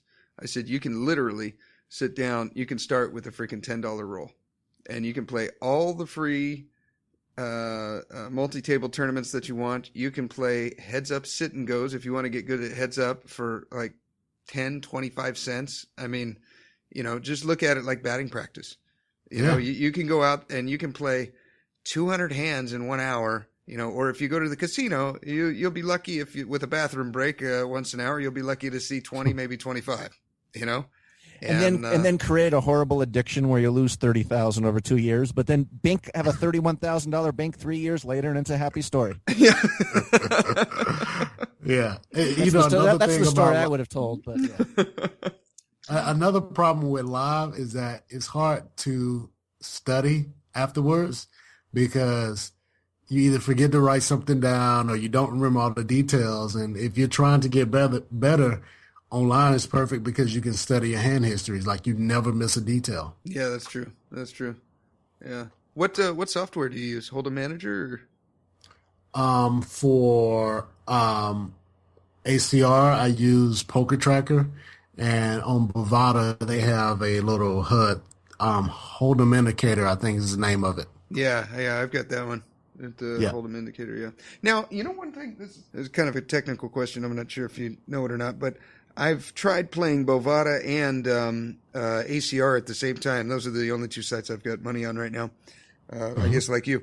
And I try to run Tournament Indicator and Hold'em Manager at the same time. And there ends up being this weird overlay, like where only one program can run at the same time. And it's like, it seems like, you know, it's putting up both Tournament Indicator and Hold'em Manager on my ACR sites, and then only Tournament Indicator on my Bovada sites. And there's so much overlay and crap, I just can't. Are you able to run both of them successfully? Or? He's got two different computers, right? No. I got the one computer, but there's a setting in Tournament Indicator where you can tell it to only attach itself to Bovada tables. Really? Yeah. It's well, that would help a lot. Okay, all right. Yeah. Tools, then settings. And you can just take the check out of the box or put a check in the box that says work with Bovada only, and you're good to go. Okay. Okay. You know what? Maybe I'll start grinding both sites then, because there's some good tournaments on Bovada, and I've beat this to death on the. Mike already knows what I'm talking about, the synchronized brakes. But while you're helping Steve, he's got a flat tire, and he's been just going out there and trying to blow into it and try to get some air in there. And there's got to be like a better solution, but he just, Okay, there it is. Right, I just pulled it up right now. Okay, work with Bovada / Bodog only. Restart to. Okay, yes, apply, done. Thank you, bro. Okay, well, shoot, maybe I could throw in a Bovada tournament in there or something. You know what I'm going to do now? I'm gonna play on both sites, and the good Bovada tournaments I'll throw in there, and then I'll still take my normal 5-minute break. I'll just time out on Bovada and miss 4 or 5 hands. Well, yeah, you like playing a small number of tables, so if you can stick to one site too, I think, without losing out too much. Yeah, but sometimes, especially now that I got a little bit more of a roll, I don't know. I mean, last Sunday I threw in a little $5 turbo down in the bottom just to take up space, but now I could actually, because that's all I was playing for the next hour, it was either that or nothing. And now I'll be able to look onto Bovada and see if they got something worthwhile on there. So, Carlos, how long are you going to be in Vegas this summer? There's no TPE house, right? So where are you staying? I'm going to stay where I've always stayed, which is the Brazilian lady. You going back there? Lady. Yeah, this will be my 3rd year. That lady's like my grandma, man. Oh man! But tell the story for people that don't know. How did you find her? Was it like couch surfing or something like that, or what? I found he her Googled crazy Brazilian lady, and her picture popped up. But yeah, I went on. Like the average person would go to couch surfing or Airbnb, but I didn't even know about that stuff. So I went to Craigslist, and she had a room in her house for rent during the series. And so I want to say it's been a couple years now, but I want to say she wanted like $560 or somewhere around there for the room. No, it must have been $540. So she had to advertise, $580. She had to advertise for $580 for the month. And I went there and I talked to her. Well, I listened. She did a majority of the talking, and she basically talked herself down to $360. Oh, perfect. So she negotiated with herself and gave me like a $200 discount. So I had that room that first year for $360 for the entire month. And I know in Vegas, you can spend that much or more in a hotel on a weekend. Yeah. So, yeah, I was so fortunate to find that. And the lady's crazy, and she does a lot of talking, like nonstop talking. But I actually like her. And over time, I've kind of grown to appreciate her. She kind of reminds me a lot of my grandmother, and that, a lot of times older people that live alone, like there's nobody to talk to. And so when somebody comes around, they just can't, it's like a water faucet. They can't turn off. That's, steadily, trying to get out all their stories and, they want opportunity to have a conversation with somebody. So I try my best to give her, at least, 30 minutes to an hour to just listen to her tell me about crap I don't care about. Yeah. And then, and see, being in Vegas, I don't like playing live poker, but she encourages me to go to the casino just to get the hell out of there, so I don't have to listen to her talk. So how? But yeah, how close is she to the Rio? I mean, is that for transportation there? Is it just a straight shot bus ride? It's a 20-minute walk, and a lot of times she actually lives on Flamingo, and like if I have like the bus pass, like for the whole month, I'll take the bus. If I, sometimes I'll just walk, for the exercise. But if I don't have the monthly bus pass, I'm not going to pay to get to the casino when it's only like a 20-minute walk. So, and on top of that, it's like a 3-minute walk from the TPE house. No, perfect. Okay. So that was perfect for me. Yeah, sounds that way. That's perfect. Well, where are those guys going to stay if they're not getting a house this time? Do you know? I don't know. A lot of them won't even be there for the entire series. I don't know everybody's schedule. So some of them may only be there for like a week. So I'm assuming they'll just get a hotel or something. Okay. I'm not 100% sure. Are you still? Do you still watch every? We're always talking about TPE here, so but are you still staying on top of in terms of studying, like watching all the videos pretty much they come out there, or is your studying now maybe include more like doing hand histories and discussing specific hands with guys like Andrew and that sort of thing? Yeah, I mean but that's rare compared to the time I spend watching videos and, all the resources available online. But one of my jobs is every week I write the What's New at TPE. I don't know I guess newsletter is what you would call it. I don't know. But I basically watch all the videos that came out for that week and write like a small summary of it. And so, I watch pretty much every video that comes out. Okay. Cool. Have you watched Andrew's? I can't get myself to watch it just because I know it's going to make my head hurt. It's probably going to be like so. You already know which one I'm talking about. Andrew's one on building ranges. I just have a feeling that's going to be like real high level stuff that's going to make me feel stupid. I've been watching that, and it is tough. You know why it's tough? Because he uses Card Runner's EV, and if you've ever seen that thing, it's like an albatross. But right. I've watched that, and I don't follow everything, but it wasn't, I won't say it's impossible, but it's definitely not, a level 1 poker video. Sure, obviously, yeah. Yeah, okay, yeah. Yeah, and another thinking poker reference here as we, keep giving them some props. I don't know if you remember this, and this was an interesting one, I thought. I can't remember which episode. I think it was it was certainly after one of your appearances. When on their blog, they have that whole comment section where people will talk about the episode.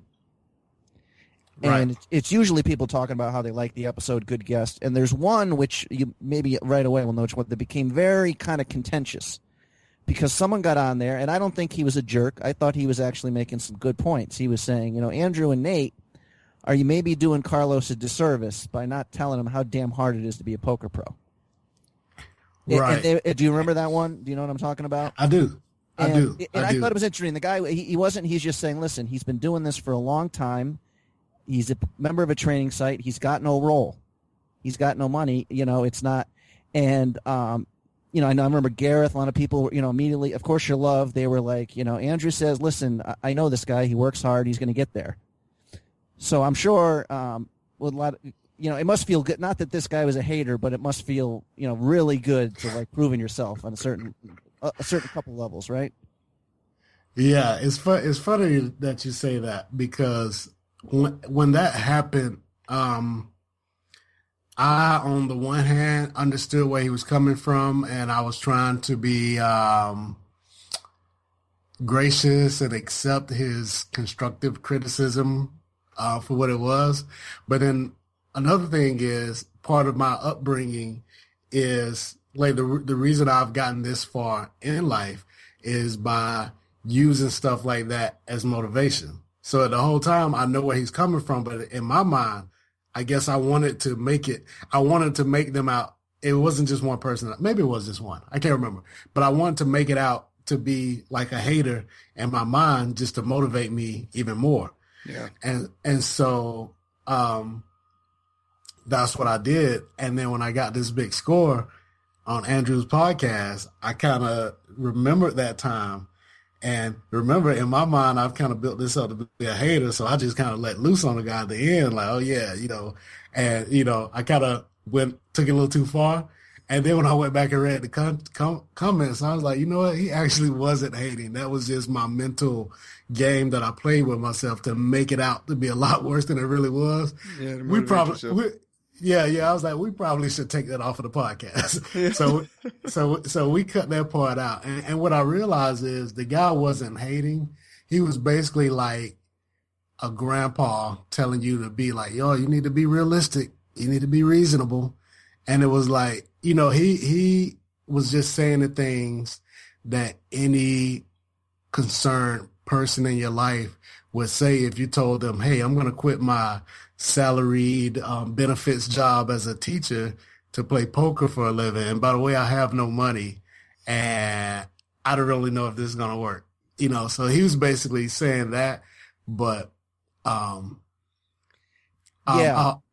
say this. I remember thinking it was like he was saying a lot of things that were true, not just necessarily about you, but just he was saying, listen, only like 3% of people can make it as poker players.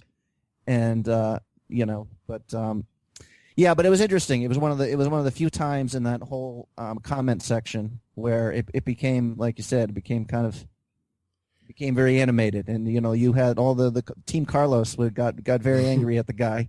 Not necessarily angry. They were basically rolling their eyes like, okay, the same way you would roll your eyes if your granddad told you not to play poker. That's basically what they were doing, and that's what I was doing. And a lot of people may know that I'm really into hip hop. Right. So there's one line from a song where the guy says, I can let these dream killers kill my self-esteem or use my arrogance as my steam to power my dream. And that basically was like my opinion of it. It was like the guy's not necessarily a hater. He basically, like, that's what everybody does. Everybody gets a 9-to-5 and try to work for a pension. And if that's all they know, that's what they're going to encourage everybody else to do. But if everybody did that, there would be no Facebook or no Twitter. Like there's a lot of people that, stepped out and took a chance. Sure. Right. Because at the end of the day, my mind is, what's the worst that can happen? If I don't make it, I can always go back to teaching. Yeah. And then the one part about it that really kind of irked me a little bit was I was thinking about guys that I've known for all these years that were lawyers. They quit and started playing poker, and engineers and stuff like that. I'm thinking like, man, I'm making $35,000 a year as a teacher.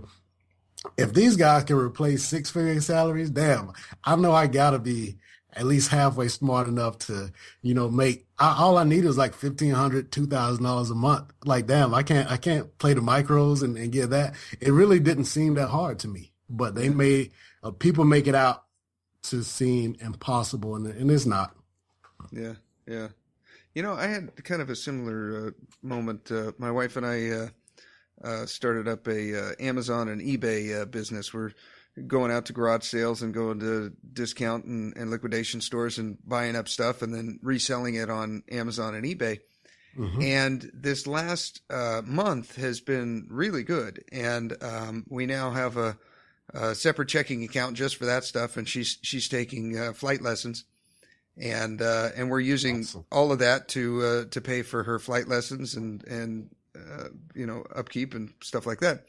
And I've never had this peace of mind before, but it's I've got the not quite a 9-to-5 job, but I've got a job with benefits and stuff. But there is this peace of mind that I've never felt before, of where we have this organic business just in its infancy. And now it's starting to pay for itself and help us out in other ways. And it's like, I could see this in a few years kind of becoming bigger and, not necessarily needing the 9-to-5 anymore. You know what I mean? It's, right. It's really, really cool. And I've never felt it before. And now I'm just getting a taste of like what that entrepreneurship is. And the haters aren't stopping Steve either, because I've been sending him anonymous letters telling him to give it up. That he's a moron and this will never work. And so you guys have something in common there. You just keep going forward. And Mike, I'm sure you've felt some of this also. And really, for me, I may have somewhat of an advantage over you guys in that I don't have a lot of people depending on me financially. And so it was less pressure for me not to go out and try this. But if you have a wife, Steve, and Mike, I know you have your son. I'm right. Sure there was people that were kind of trying to talk you out of it as well. So smart people who I wish I was in. Frankly. Yeah, it hasn't gone very bad for me. But but I'm not giving up either. Right. I think. But it is interesting how you talk about these people who you kind of, like you said, there's these lawyers or people who at any point they can just walk away from poker and probably still get like $100,000 a year job. Right. I'm thinking to myself like, damn, like you don't think I can do half as good as this guy? I can live off doing a quarter of what he does, and you don't think I'm not even good enough to do that? And I'm thinking to myself, I've seen guys who go on and make a career out of poker, and I'm thinking like, you know what? I know I'm smarter than that dude. I know I'm just as smart as that dude. Like, you really telling me that I can't do this, but freaking Mike Mattisau could do it. Like, like there's no major knock to him, but he's no, Ike Haxton. Like, there's some guys that I think, okay, I could never be at that level. But I've seen some guys at some of these casinos that play for a living, and I'm thinking, there's no way he can do it, and I can't. Yeah. It's all a matter of scale. I think if I tried to jump too high too fast, it wouldn't have worked out for me. But just having the willingness and the ability to start small and build from there, I think if you do that, I think it will work out. Yeah.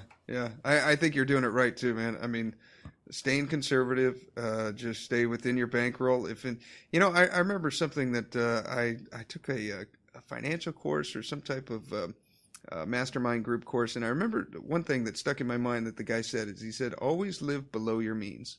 He said, never live above your means. He said, don't even live within your means. He said, live below your means.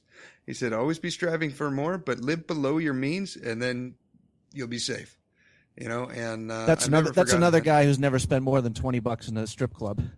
yeah, and doesn't know how to live, quite frankly. He's a millionaire, and he was talking about like how once a week he goes and treats himself to a $44 massage. And I'm thinking to myself, I think he could afford more than that. He was so happy about that. That was his reward for the week. He sounds like my type of guy, man. I mean, that's basically what I do. Like, in my mind, I've made in a third of the year here, or we're getting close to half now. But in just this first part of the year, I've probably made like $40K. But in my mind, I feel like I'm still broke, and I'm going to live that way. And I can manage to do some nice things without having to spend a ton of money on it. Like, for example, I just went and spent like a week in the Dominican Republic hanging out with Gareth Chandler.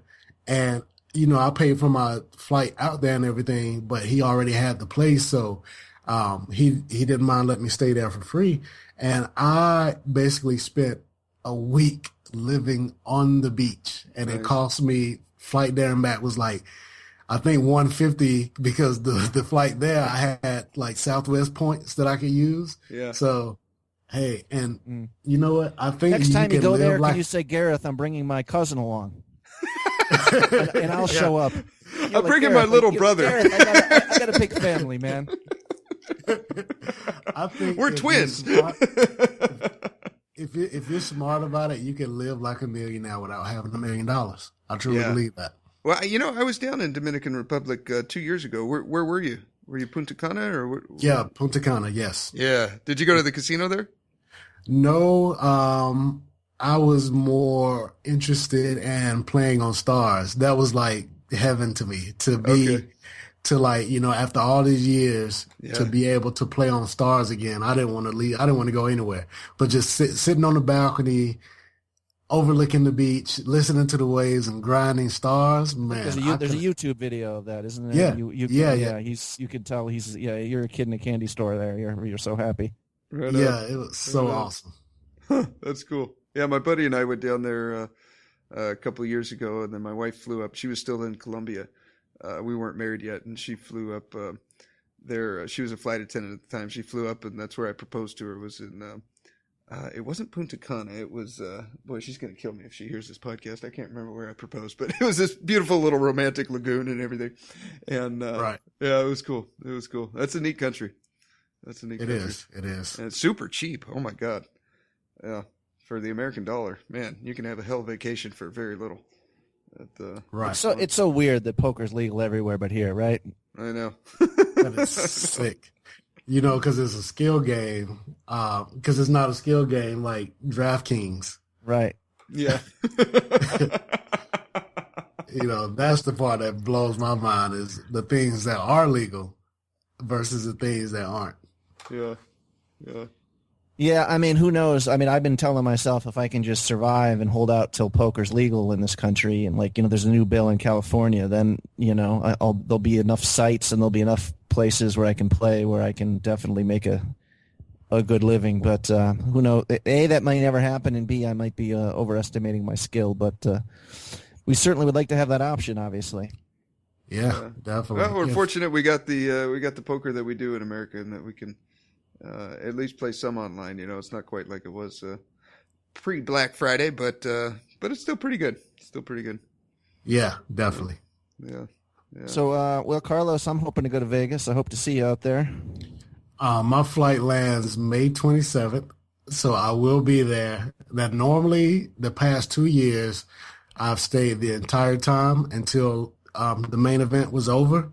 Mm-hmm. And I don't know if I'm going to do that this year, simply because A, I'm not going to play a lot of live tournaments this year, and B, well, you can't play, but you can't play Bovada in. Yeah, that. Oh, you can't? No, you can't. Not this year. Not this year. Okay, yeah. I remember grinding at my brother's house, Bovada, but that was a year ago, or maybe 2 years ago. I think they started to, stop it in a lot of the states where they have regulated sites. So yeah, not having Bovada is going to suck. And also, all the guys won't be there the whole time. Like, a lot of it for me in Vegas is like summer camp or a family reunion. Like, a lot of it is me just going to see everybody and meet new people. It's not because I don't play, WSOP events for the most part. So, that's not why I go. And I have to have online poker. If I get there and I can't play, I think you can play ACR from there. But if I can't play Bovada or ACR, I may be there for 3 days. and then I'm getting out of there, because I don't know. Like, I wake up every day and I'm just waiting until the tournament starts. I cannot wait to play online. It is such a blast to me. Well, I think they got the WSOP online where you can actually, satellite into the one case. Yeah. So you're an $11 tournament whiz. That might be, very profitable. If I can't play any online sites, I'll definitely get an account on WSOP.com, and I'll try to win seats to the big events, and then I'll sell those seats and pocket the money. Oh, nice. Okay. You can do that. Okay. Well, that's nice. I'm hoping you can just get Lammers or something. I don't know. And if you can't do that, I won't play the satellites. I'm not going to try to satellite my way into a tournament that I can't afford to buy in directly. Because it's basically, if I can, you could waste a whole month doing that and then not get anything. I mean, even if I win it on the first try, if I can sell the seat, then playing it is actually the same thing as spending money on it. The funny thing, if me and Carlos ever went heads up in a bracelet event and then cashed our $500,000 checks, Carlos would be heading off to buy a can of peaches. Yeah, and I would be deciding how many gold teeth do I want. Exactly. You know what? I always remember. I remember when Mike won his tournament at the Borgata, and then we met up that next day to talk about it and everything. And he bought me some ice cream from whatever the ice cream place is down there. I was like, Mike was buying all kinds of stuff. I was like, I'm looking at it like, damn, ice cream costs $6. That's a lot of money for some ice cream. But, Mike was balling, so, it wasn't a problem. Well, that's 20 hands in a 1-2 game. What are we doing? Yeah. Had the roles been reversed, and I was the one that won the tournament, Mike and I would have walked to that gas station and would have bought ice cream from there for $1.50. And then you would have taken out a penknife and actually cut it in half, because we would have to share it. Yeah, man. That's awesome. No, but man, it's great it really is. Yeah. Well, on the Thinking Poker podcast, it's funny. The enthusiasm, the energy was so hard, and Gareth was just like, I just want to end on a negative note. This isn't the end of the rainbow. And you're like, hey, believe me, I already know this. It sounds like you're planning at some point. Obviously you're real good, but it sounds like it's been a lot of run good too. So that's going to swing the other way at some point. Right. And I would beg to differ with me being real good. I'm not. I basically just fold into everybody's bus for the most part. And with that being the case, I'm skeptical, I do but know, with that being the case, I do know that there will be downswings, and like I mentioned on the show, I'm not playing super high now with this new money, but I'm playing higher than I was, which means when the downswings happen, they're going to be bigger. But I've just decided that no matter what happens, my number one goal is to be happy. If I could be a poker player, like some of these guys I see grinding, and, making tons of money, more money they ever made in their life. And they just seem like some of the most miserable people ever. Like, I don't want to be that guy. And so if I could, make what I'm making now, or even like a third of what I'm making now, and be happy with it, I think that's what I would do. So, yeah, even when the downswings come, I'm going to focus on being happy regardless. Yeah. If you're not having fun, what's the point? Exactly. Hell, I could have stayed teaching if that was the case. Yeah. Yeah. Right on. Well, thank you for coming on, Carlos. This was a lot of fun.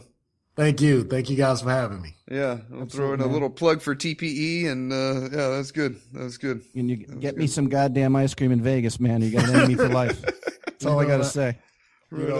I'm definitely going to get you ice cream in Vegas. Okay, man. I appreciate that. Get him an Otter Pop. Yeah. And I promise, if you ship it again next week for $27,000, I will feel no resentment. I will still be happy for you. But no, it really is great to see. I mean, it really is for anybody who's been following your journey. It's been. It is. It's not only impressive, but it really is inspiring too. So.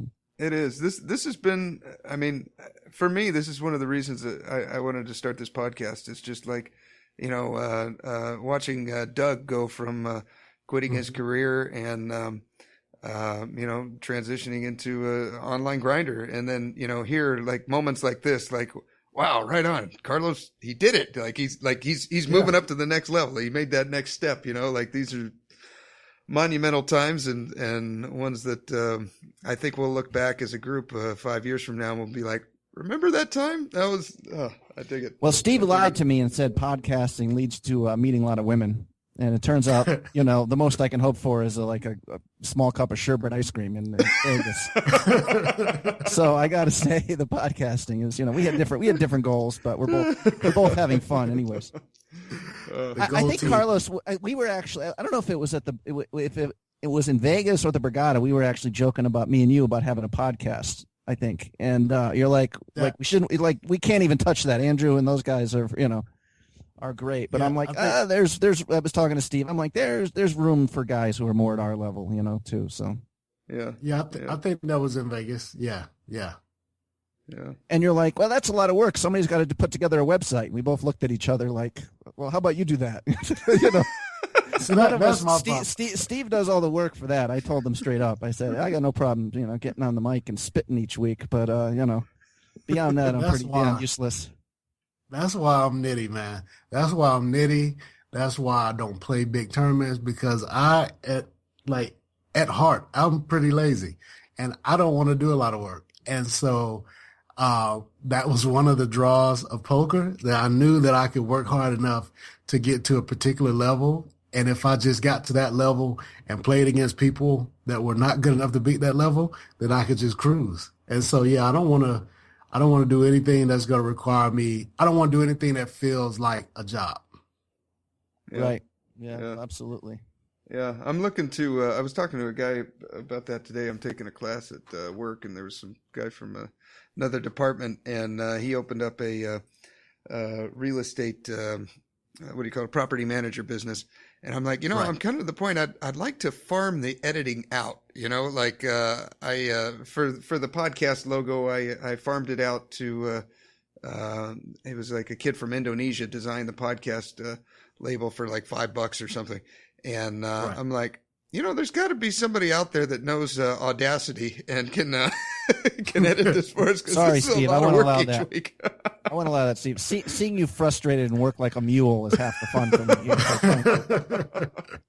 I'd like to put the effort into building a website or something, or having headsuppokerpodcast.com and maybe attach our blog to it and do something from there. But all my time right now is going to playing poker and editing the podcast, and I think that's the next step, is farm out the editing somehow. Hey, I tried to edit a podcast one time. That is not easy. It's a lot of work. Yeah, it is. It is. Well, you just you just don't edit. Just put it out there.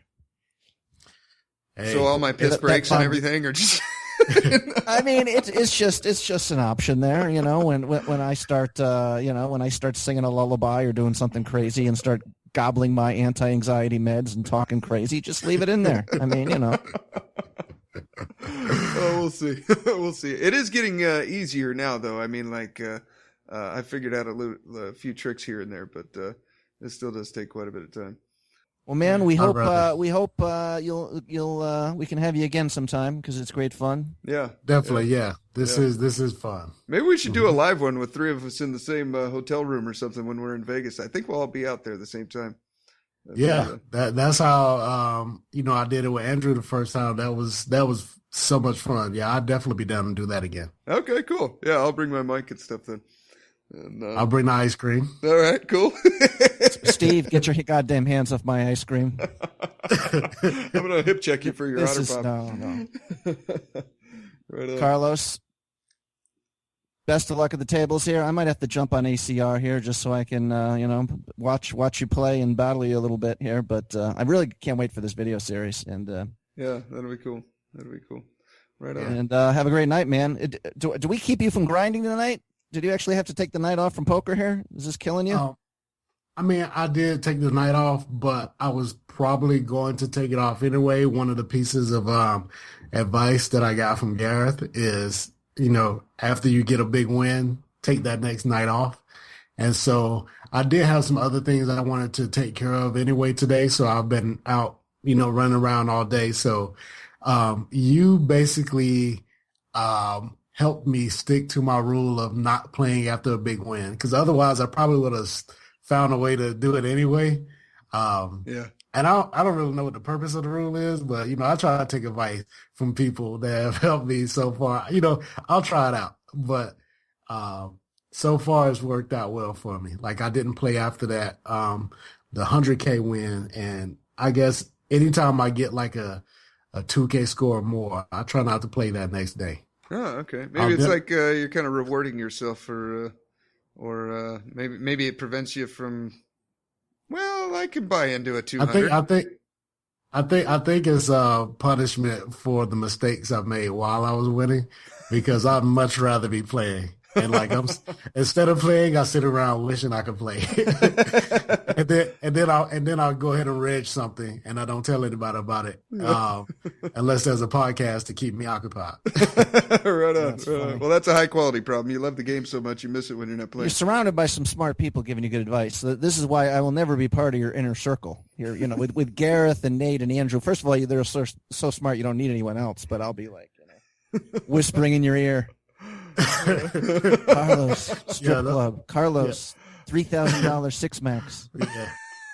Yeah, man. 2,500 heads up, sit and go. Oh man, I can't do it. I have no desire. But I do want to play a WSOP event, so I'm going to do at least one of those and see how it goes. And then after I do that, I'm probably never playing live again, especially if I don't win it. A deep run on the Colossus might change your mind, but yeah. I wish I could be out there for that one, man. I want to play that one. That one looks like so much fun. But anyways, man. Okay, guys. All right, Carlos. Thank you for coming on. And thank you, Steve and Mike. Yeah, you have a good rest of the night. You too. Okay. Bye, guys. Take care. All righty. That was cool. Nice work, Steve. Yes, you too, Mike. And thank you for listening. You can hit us up on Twitter at HUP Podcast. Hit us up on Facebook, Heads Up Poker Podcast. You can contact us by email, headsuppokerpodcast@gmail.com. If you want us to read any hands on the air or just say, hey, any feedback, we'd love it.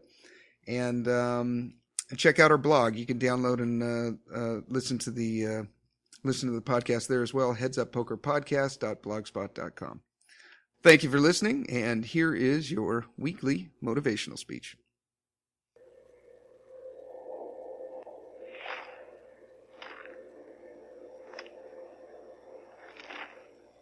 When you have a dream, it doesn't often come at you screaming in your face. Dreams always come from behind you, not right between your eyes. It sneaks up on you. Sometimes a dream almost whispers. Whispers, it never shouts. Very hard to hear. So you have to, every day of your lives, be ready to hear what whispers in your ear. It very rarely shouts. That moment in time was one of the darkest moments I've had in my whole life. My motivation was out the door, like I just wanted to give up. I need you to be who you're supposed to be. Don't let nobody stop you from being who you're supposed to be. Don't let nobody out-talk you. Don't let nobody tell you the doors are shut. Don't let nobody tell you that opportunities don't exist. Don't let nobody tell you that. I need you to be who you're supposed to be, because when you are who you're supposed to be, you're superhuman. I don't want to delude you because this is a career-ending injury. Listen to me. You got fear and you got faith. And I've decided not to walk in fear, but to walk in faith. There's greatness in you. Are you hearing me? There's greatness in you. And you mean to tell me you're never going to reach your full potential? You mean to tell me you're never going to be what you've been called to be? That you're not going to do what you've been called to do because you are afraid? Some things don't come. They just not going to come to you because you want it as bad as you want to breathe. You got to put up the dukes, and you got to be willing to fight that thing out. They're not giving out success, but you can earn it. You can take it. I need you to take it.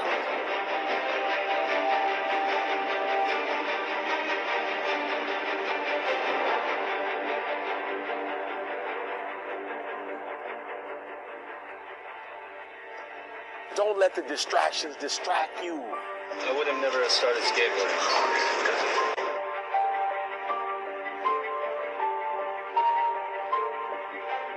So whatever you do, man, don't give up. Don't quit. Now listen to me closely. Just because you failed doesn't make you a failure. And when life hits you, you got to keep going. Just don't quit.